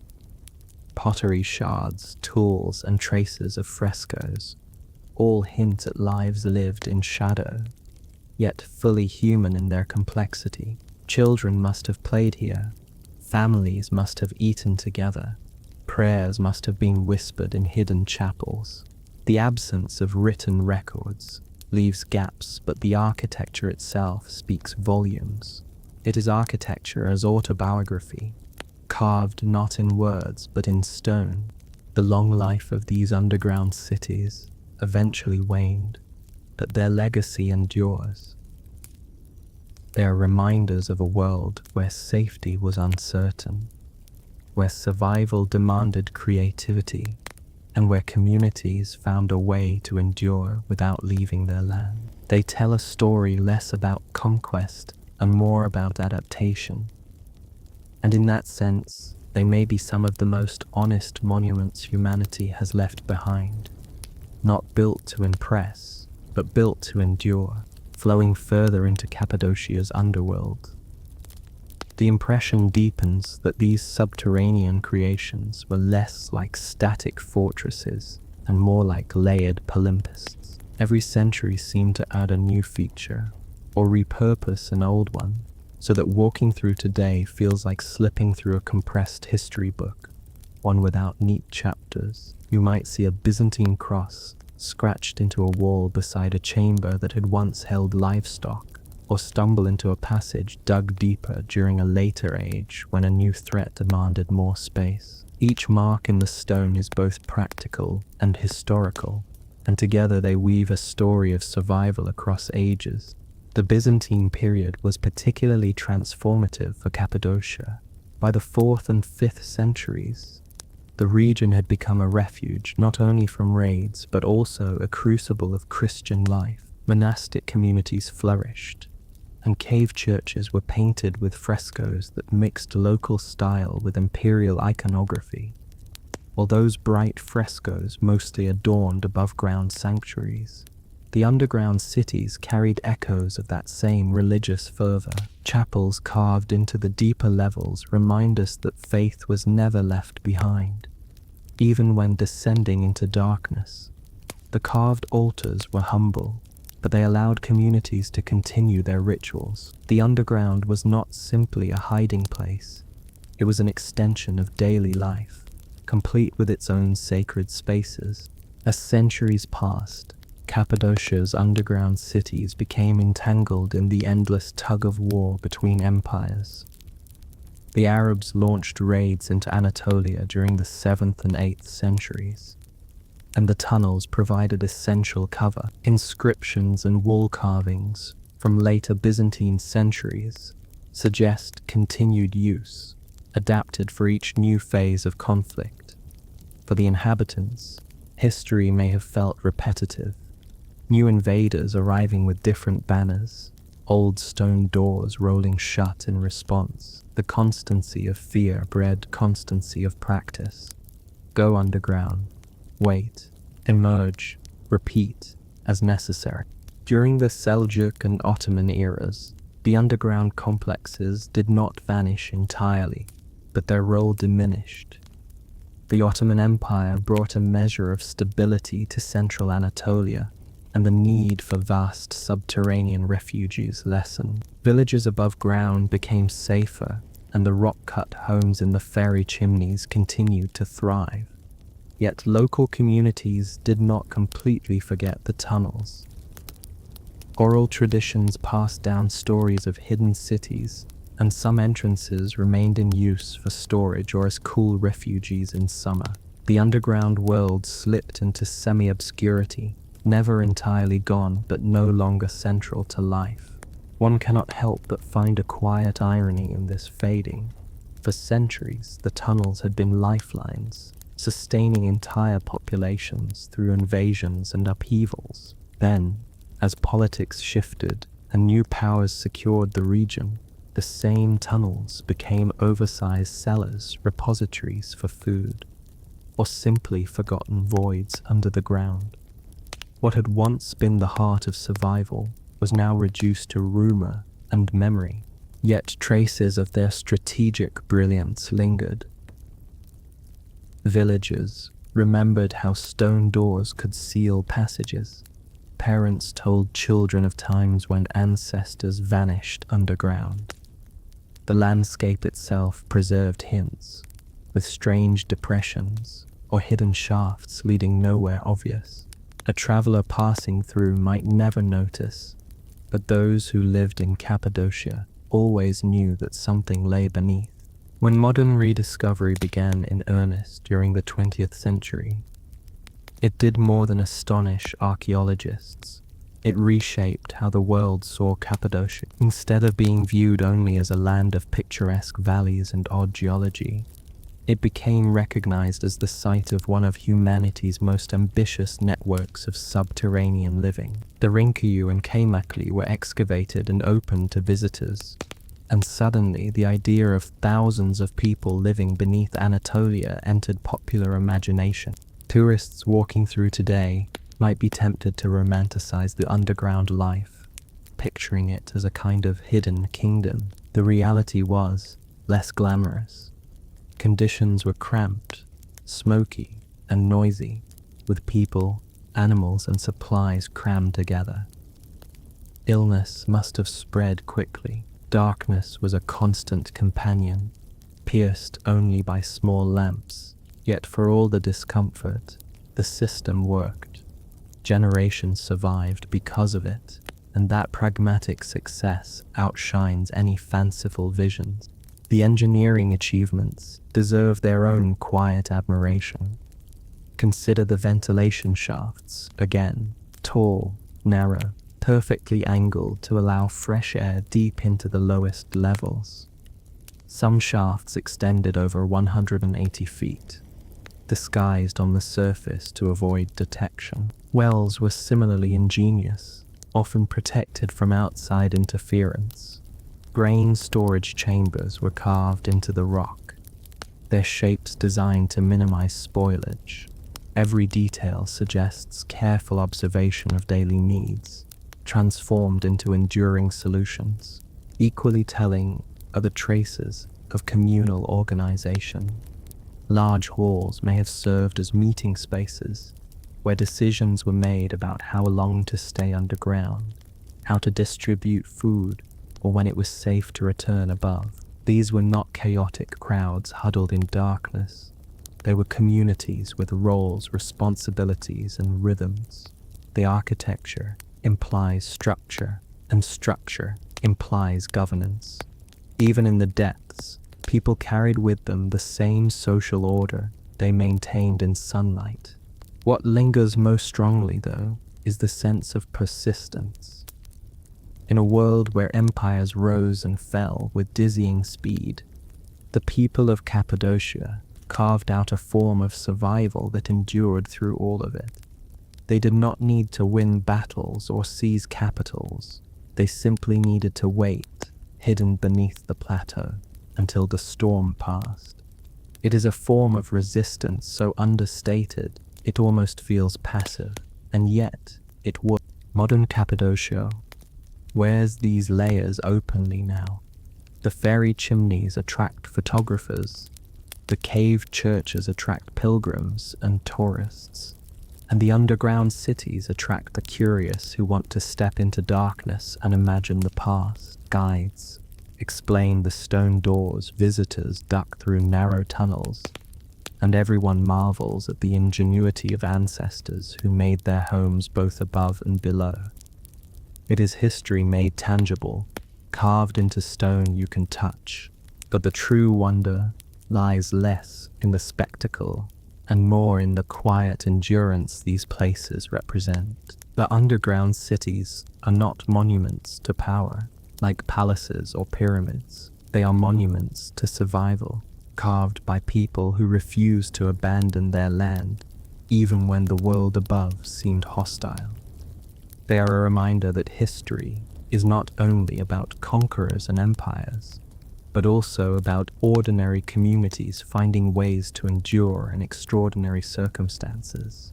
And so, moving further through these stone corridors, one feels less like a visitor to ruins and more like a guest in the memory of a people who lived in two worlds at once, one of sunlight and fields, the other of shadows and stone. Sliding deeper into the theme of memory and forgetting, the underground cities of Cappadocia remind us how fragile history can be. For long stretches of time, entire generations above ground may have gone about their daily lives without ever needing to step into the tunnels below. When peace lasted, entrances were boarded up, dust settled on carved steps, and livestock filled surface barns instead of subterranean stalls. Yet the possibility always lingered. The rock was waiting.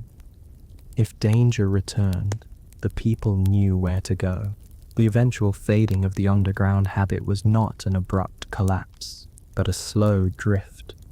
By the late medieval period, the great empires controlling Anatolia, first the Seljuks and later the Ottomans, provided relative security.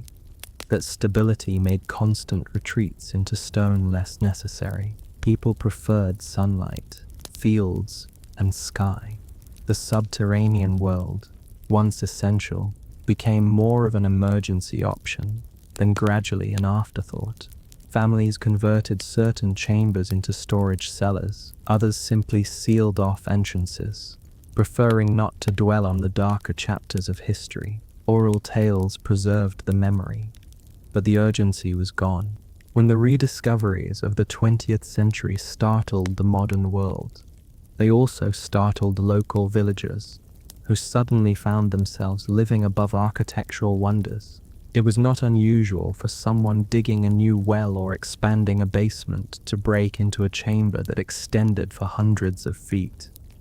Imagine the shock of realizing your humble courtyard concealed the ceiling of an underground stable or chapel. For archaeologists, these accidental breakthroughs became invitations to explore. For villagers, they were reminders that their homes stood on layered ground, history tucked just beneath the soil. The work of excavation is slow and sometimes frustrating. Soft volcanic tuff collapses easily, making certain passages unsafe. Other tunnels are filled with rubble, requiring careful clearing. Archaeologists cannot simply bulldoze their way in. They must chip away cautiously, documenting every step. Even then, only a fraction of Cappadocia's underground cities are accessible today. Derinkuyu and Kamikli have become famous, but countless smaller complexes remain unexcavated or partially known. The full extent of this underworld may never be revealed. That limitation itself adds to the dreamlike quality. We know vast spaces exist, but much of it remains sealed, silent and hidden. The silence of these abandoned chambers is more than physical. It is historical silence, a gap in written records.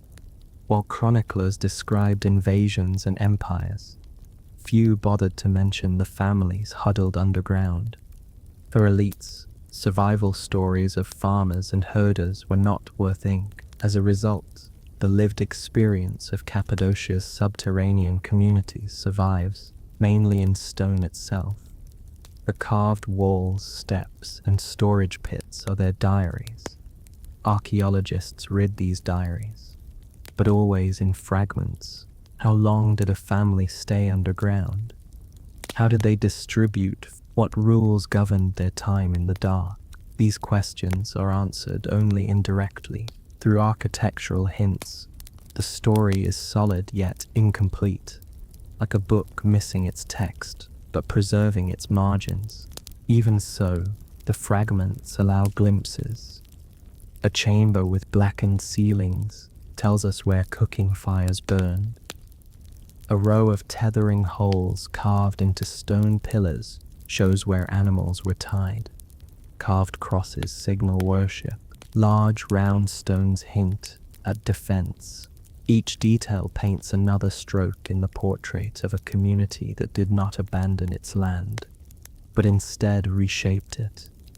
If modern visitors strain to imagine life here, it is because life underground was not meant to be romantic. It was survival stripped to its essentials. For those who lived in Cappadocia during turbulent centuries, the underground cities were not curiosities, they were lifelines.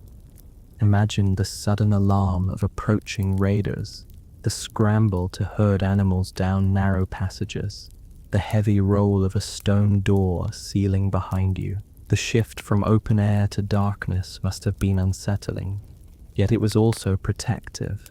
In that darkness, people could breathe without fear of discovery. The outside world might rage with fire or violence, but the tunnels muted the chaos. Inside, you heard only the breathing of your companions, the shuffle of hooves, the occasional whispered reassurance. Silence became both shield and burden. The sensory experience of such retreats must have been intense. Darkness was broken only by flickering lamps. The air was cooler and carried a faint mineral tang. Space was confined, pressing bodies close. Sounds echoed strangely, too loud in some corners, absorbed completely in others. In that environment, time itself likely felt distorted. Days and nights blurred, measured not by sunlight, but by meals, prayers, and chores. Emerging into daylight after weeks below must have felt both exhilarating and disorienting, as though re-entering a different world. These psychological dimensions are harder to trace, but they matter. Underground life was not only about physical survival, but also about emotional endurance. Communities had to maintain morale, cooperation, and patience in conditions that could easily fray nerves. Perhaps rituals and prayers helped. Perhaps the simple familiarity of generations repeating the same strategy made it easier. Whatever the coping methods, the fact remains, they endure. In some ways, Cappadocia's tunnels resemble the ruins of fortresses or castles elsewhere, but with a crucial difference. Castles project power. Underground cities conceal vulnerability. Castles proclaim presence. Tunnels erase it. Yet the tunnels, humble as they were, often proved more effective. Many castles were besieged and fell. Cappadocia's communities hidden underground often survived by never being found at all. It is a paradox worth savoring. The greatest defense may not be walls bristling with towers, but walls sunk into silence. Today, walking those same tunnels, one cannot help but notice the contrast between the bustling tourism above and the emptiness below. The valleys are dotted with balloons, buses, and hotels, while the underground remains cool, dark, and subdued. The irony is sharp. What was once secret survival has become public spectacle. Visitors duck through low doorways, pausing to marvel at the same rolling stones that once sealed lives in or out. Guides explain ventilation shafts and chapels. Cameras flash where once oil lamps flickered. The silence remains, but now it coexists with commentary, and still, beneath the spectacle, the deeper truth persists. These chambers are monuments to endurance, carved not by rulers seeking glory, but by ordinary people refusing to vanish. They are not ruins of conquest, but ruins of persistence. That distinction makes them rare in history, where monuments usually celebrate victory or power. Here, the stones celebrate something quieter, the determination to keep living in spite of fear. So, drifting through these forgotten corridors, one is reminded that history often hides its most profound lessons in the margins. Cappadocia's underground cities do not dazzle with treasure or gilded halls. They whisper instead of patience, of silence, of survival carried out beneath the notice of the world. Gliding onward through this shadowed history, the tunnels of Cappadocia begin to resemble a mirror held up to the fate of empires. The region was constantly claimed and reclaimed, a crossroads of Anatolia where armies trampled through with monotonous regularity. Hittites, Persians, Greeks, Romans, Byzantines, Seljuks, Mongols, Ottomans, all took their turn in proclaiming ownership. Each power imagined permanence, and yet each eventually faded. The underground cities outlasted them all, not because they were strongholds of ambition, but because they were sanctuaries of retreat. They survived by being invisible. The pattern is striking. When Persia dominated Anatolia, Cappadocia lay at the edge of imperial highways, its valleys traversed by trade caravans.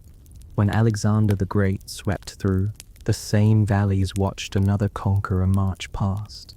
Later, under Rome, Cappadocia became a frontier province, guarded by legions against eastern rivals. Through each transition, ordinary people adapted, carving their safety beneath the rock. They could not control politics, but they could control where they hid. The earth beneath their feet was more reliable than any throne. In Byzantine times, Cappadocia found itself at the front line of wars with the Sassanid Persians, and later the rising forces of Islam. Arab-Byzantine conflicts in the 7th and 8th centuries brought raids deep into Anatolia. For villagers, this meant sudden terror, smoke rising on the horizon, the hurried descent into tunnels, and the long wait in darkness. Chronicles of the period describe campaigns and treaties, but in Cappadocia the real story was the silence below ground. The Seljuk Turks, arriving in the 11th century, added another layer to this history. They too pressed through Anatolia, reshaping the cultural and political landscape. Yet the underground networks, by then already centuries old, continued to offer safety. Later still, when Mongol armies thundered across the plateau in the 13th century, the same old pattern played out. A familiar cycle: raids above, refuge below, patience rewarded. It is almost comical in its repetition, as if Cappadocia specialized in the art of waiting out world history. Even during the Ottoman centuries, when the region was relatively stable, the underground complexes were not entirely forgotten. Oral tales lingered, sometimes tinged with exaggeration. Children grew up hearing that entire cities slept beneath their villages. Some entrances were still used as storage or secret shelters during bandit raids. It was as though the land itself whispered, reminding each generation that under their feet lay the memory of endurance. Rediscovery in modern times gave these whispers a new audience. Scholars marveled at the scale, tourists marveled at the novelty, and Cappadocia's reputation transformed. No longer just a land of odd rock formations, it became the site of what some have called the largest subterranean urban complexes in the world. The irony is that the people who built them never intended to impress outsiders. They built for survival, not spectacle. The grandeur we perceive was their insurance policy. Consider, for example, how the underground cities compare to the grand monuments of other civilizations. Egypt raised pyramids for kings. Rome raised amphitheaters for crowds. Cappadocia carved voids into the ground for communities. The contrast is almost humorous. Where others sought to be remembered forever, the people here sought to be forgotten, at least temporarily, by those who wished them harm. And yet, of all these monuments, the tunnels of Cappadocia remain some of the most quietly moving. They speak less about glory and more about resilience, less about conquest and more about survival. The daily mechanics of life underground reveal just how carefully people adapted. Ventilation shafts ensured breathable air, angled in such a way that smoke from fires could be drawn upward without choking the lower level. Wells reached deep into aquifers, sometimes accessible only from inside, ensuring that enemies could not tamper with water. Storage chambers were shaped to hold grain securely, sometimes sealed until needed. Animal stalls had carved troughs for feeding. Kitchens bore the scars of smoke, with blackened ceilings and hidden flues. Everything about these spaces speaks of meticulous problem solving. At the same time, small touches reveal human attempts at comfort. Some walls bear decorative carvings, simple crosses, geometric patterns, faint frescoes. Even in cramped darkness, people sought beauty. Chapels with altars and niches provided spiritual reassurance. Communal halls gave space for gatherings, perhaps for prayer, perhaps simply for shared meals and conversation. These touches suggest that life underground was not treated as a nightmare, but as a temporary extension of the familiar world above. The endurance of these cities also relied on collective discipline. An underground refuge for thousands required coordination. Food had to be rationed, spaces had to be organized, and order had to be maintained. The architecture implies systems of governance, though we have no written laws preserved. Likely, community leaders or elders oversaw affairs, just as they did above ground. It is another reminder that survival was not just about carving stone, but also about carving cooperation. If one lets the imagination drift, it is possible to picture the rhythm of a siege below. At first, the descent would be hurried, filled with noise and anxiety. Then as the stone doors closed, quiet would settle. Families would find their assigned spaces. Lamps would be lit, animals tethered over the next days. Routines would emerge. Children might play quietly. Elders might tell stories, and work would continue in the form of cooking, mending, or tending animals.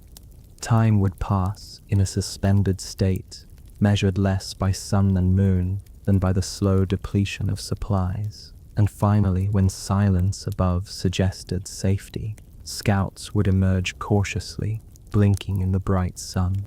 This cycle repeated for centuries, and each time it reinforced the wisdom of carving deep. The tunnels of Cappadocia are thus not only relics of stone, but also relics of patience. They show us a community that did not win its place in history through conquest, but through endurance. They remind us that sometimes the most remarkable achievement is simply staying alive long enough for the danger to pass. Today, walking through these same spaces, modern visitors experience only fragments of that past. Guided tours follow marked paths, skipping unstable tunnels. Lights illuminate corners that once held only shadows. Handrails offer security where once there was only narrow rock, and yet the essence remains. The cool air, the closeness of the walls, the sudden sense of being swallowed by the earth. These sensations still echo what ancient Cappadocians felt. The difference is that for us, it is curiosity, for them it was survival. So the underground cities of Cappadocia remain layered reminders. They tell of empires that came and went, of communities that endured quietly, and of the enduring human instinct to reshape the world when the world above is unsafe. Beneath the dust of empires, these cities whisper of resilience in stone. As the path winds onward, the feeling grows that Cappadocia's underground world is less a relic of a single age and more a chorus of centuries echoing together. Each corridor seems to carry the footsteps of different eras, Hittite shadows blending with Byzantine prayers, Seljuk whispers crossing with Ottoman quiet. The stone preserves them all, yet in a way that blurs distinctions, reminding us that survival was a recurring theme, not a one-time event. The echoes are literal, too. Sound behaves oddly in these tunnels. Archaeologists testing communication have noticed how a whisper in one chamber can travel surprisingly far along a shaft, while a shout might vanish in a turn of stone. This acoustic quirk likely shaped life underground, families clustered in certain spaces, their murmurs carrying faintly to neighbors. Guards posted near the rolling doors could catch distant sounds of disturbed in times of siege.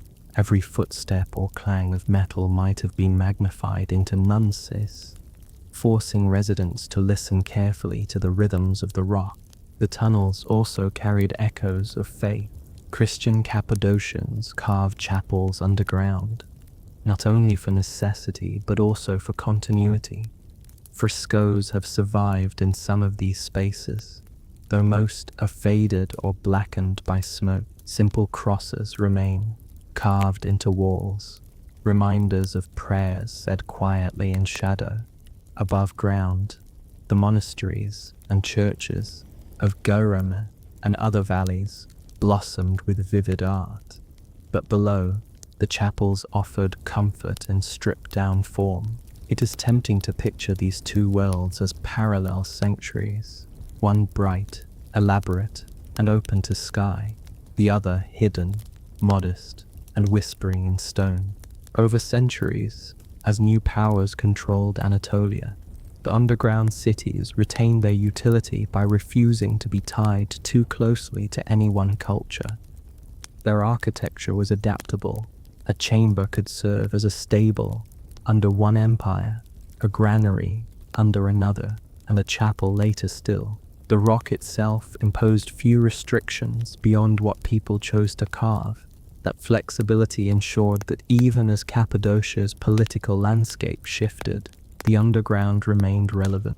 The rediscovery of these spaces in modern times brought another layer of echo. The voices of archaeologists and tourists. Scholars debate dates and purposes, sometimes with the same intensity that once filled theological councils above ground.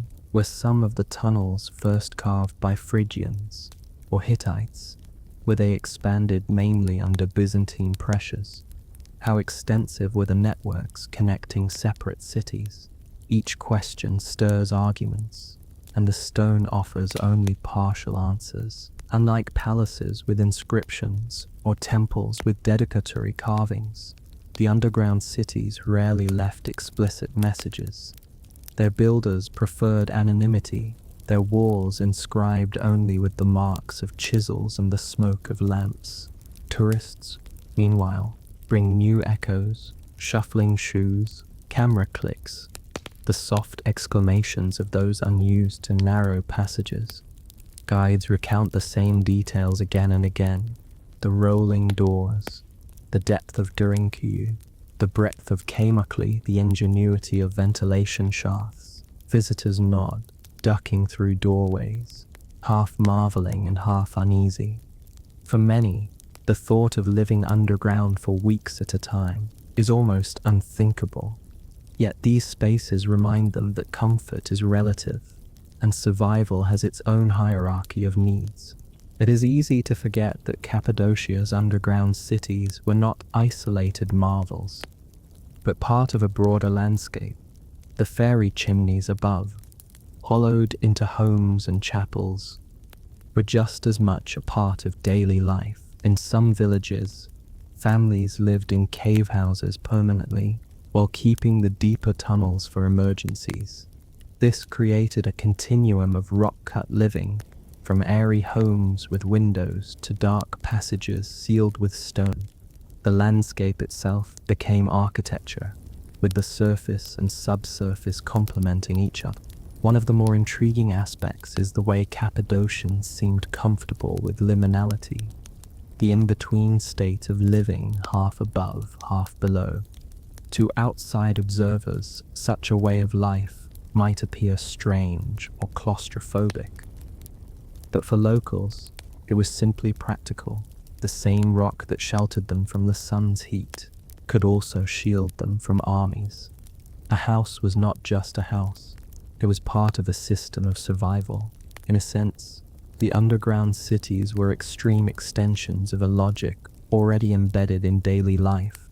These echoes of practicality resonate strongly when comparing Cappadocia to other subterranean traditions around the world.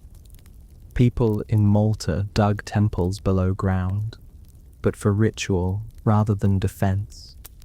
Romans built catacombs, but largely for the dead. In China, cave dwellings offered comfort and efficiency. In Cappadocia, the emphasis was distinct. The underground was for the living, for survival, for waiting out danger. It was neither purely sacred nor purely domestic, but an odd blend of both. That unique balance gives Cappadocia its quiet singularity. Even the unfinished or collapsed sections of these cities tell a story. Passages abruptly stop, suggesting that work was abandoned, perhaps because danger passed sooner than expected, or resources ran out. Rubble-filled corridors hint at intentional sealing, maybe to block invaders or to close off unsafe areas. The incompleteness is part of the authenticity. These were not grand projects completed to perfection, but evolving systems, carved as needed, altered by circumstance. What makes the story of Cappadocia so strangely calming is precisely this ordinariness dressed in extraordinary architecture. These were not kings building to immortalize themselves. They were villagers and farmers carving spaces to keep their children safe. Their ambitions were modest, their successes quiet.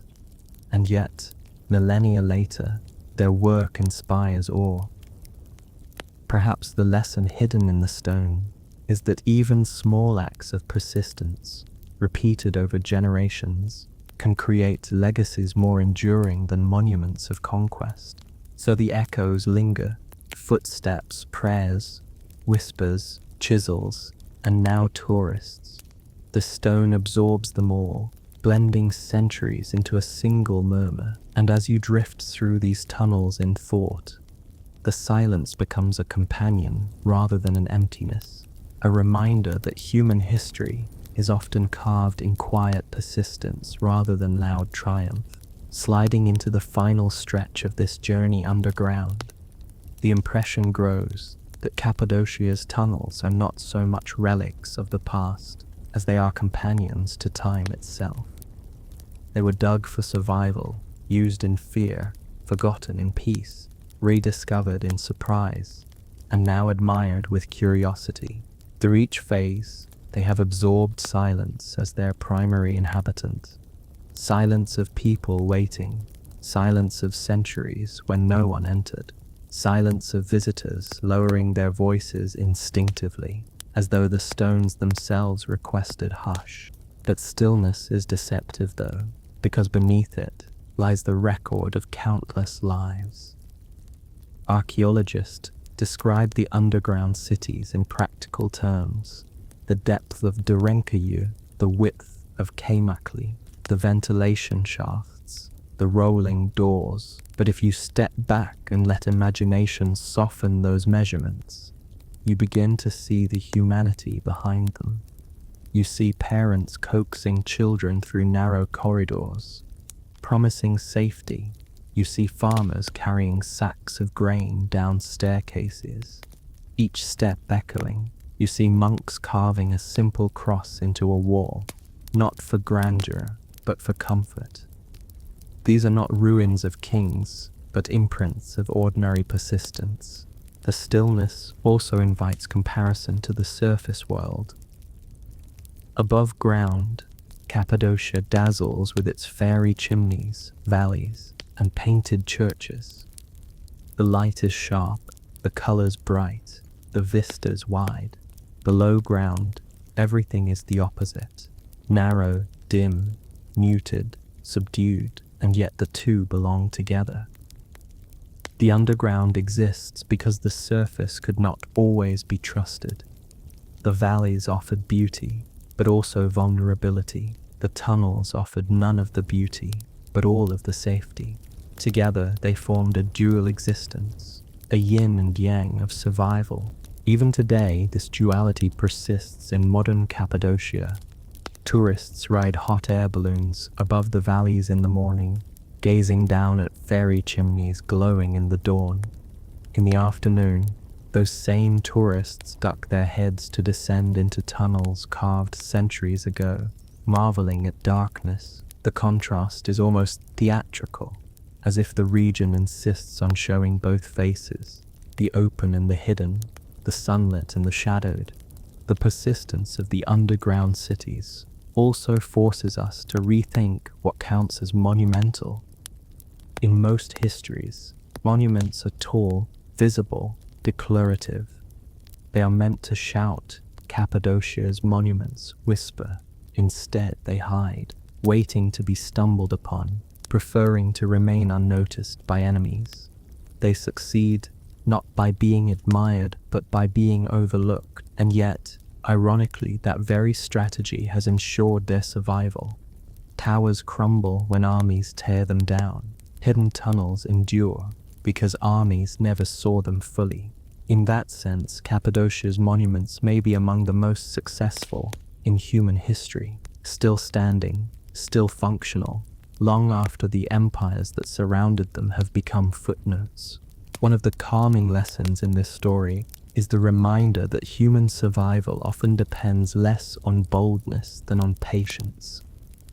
The people of Cappadocia did not outfight their enemies. They outweighted them. They trusted the stone to shield them, and the stone complied. Theirs was not a history of conquest, but of endurance. It is a quieter kind of triumph, but perhaps a more enduring one.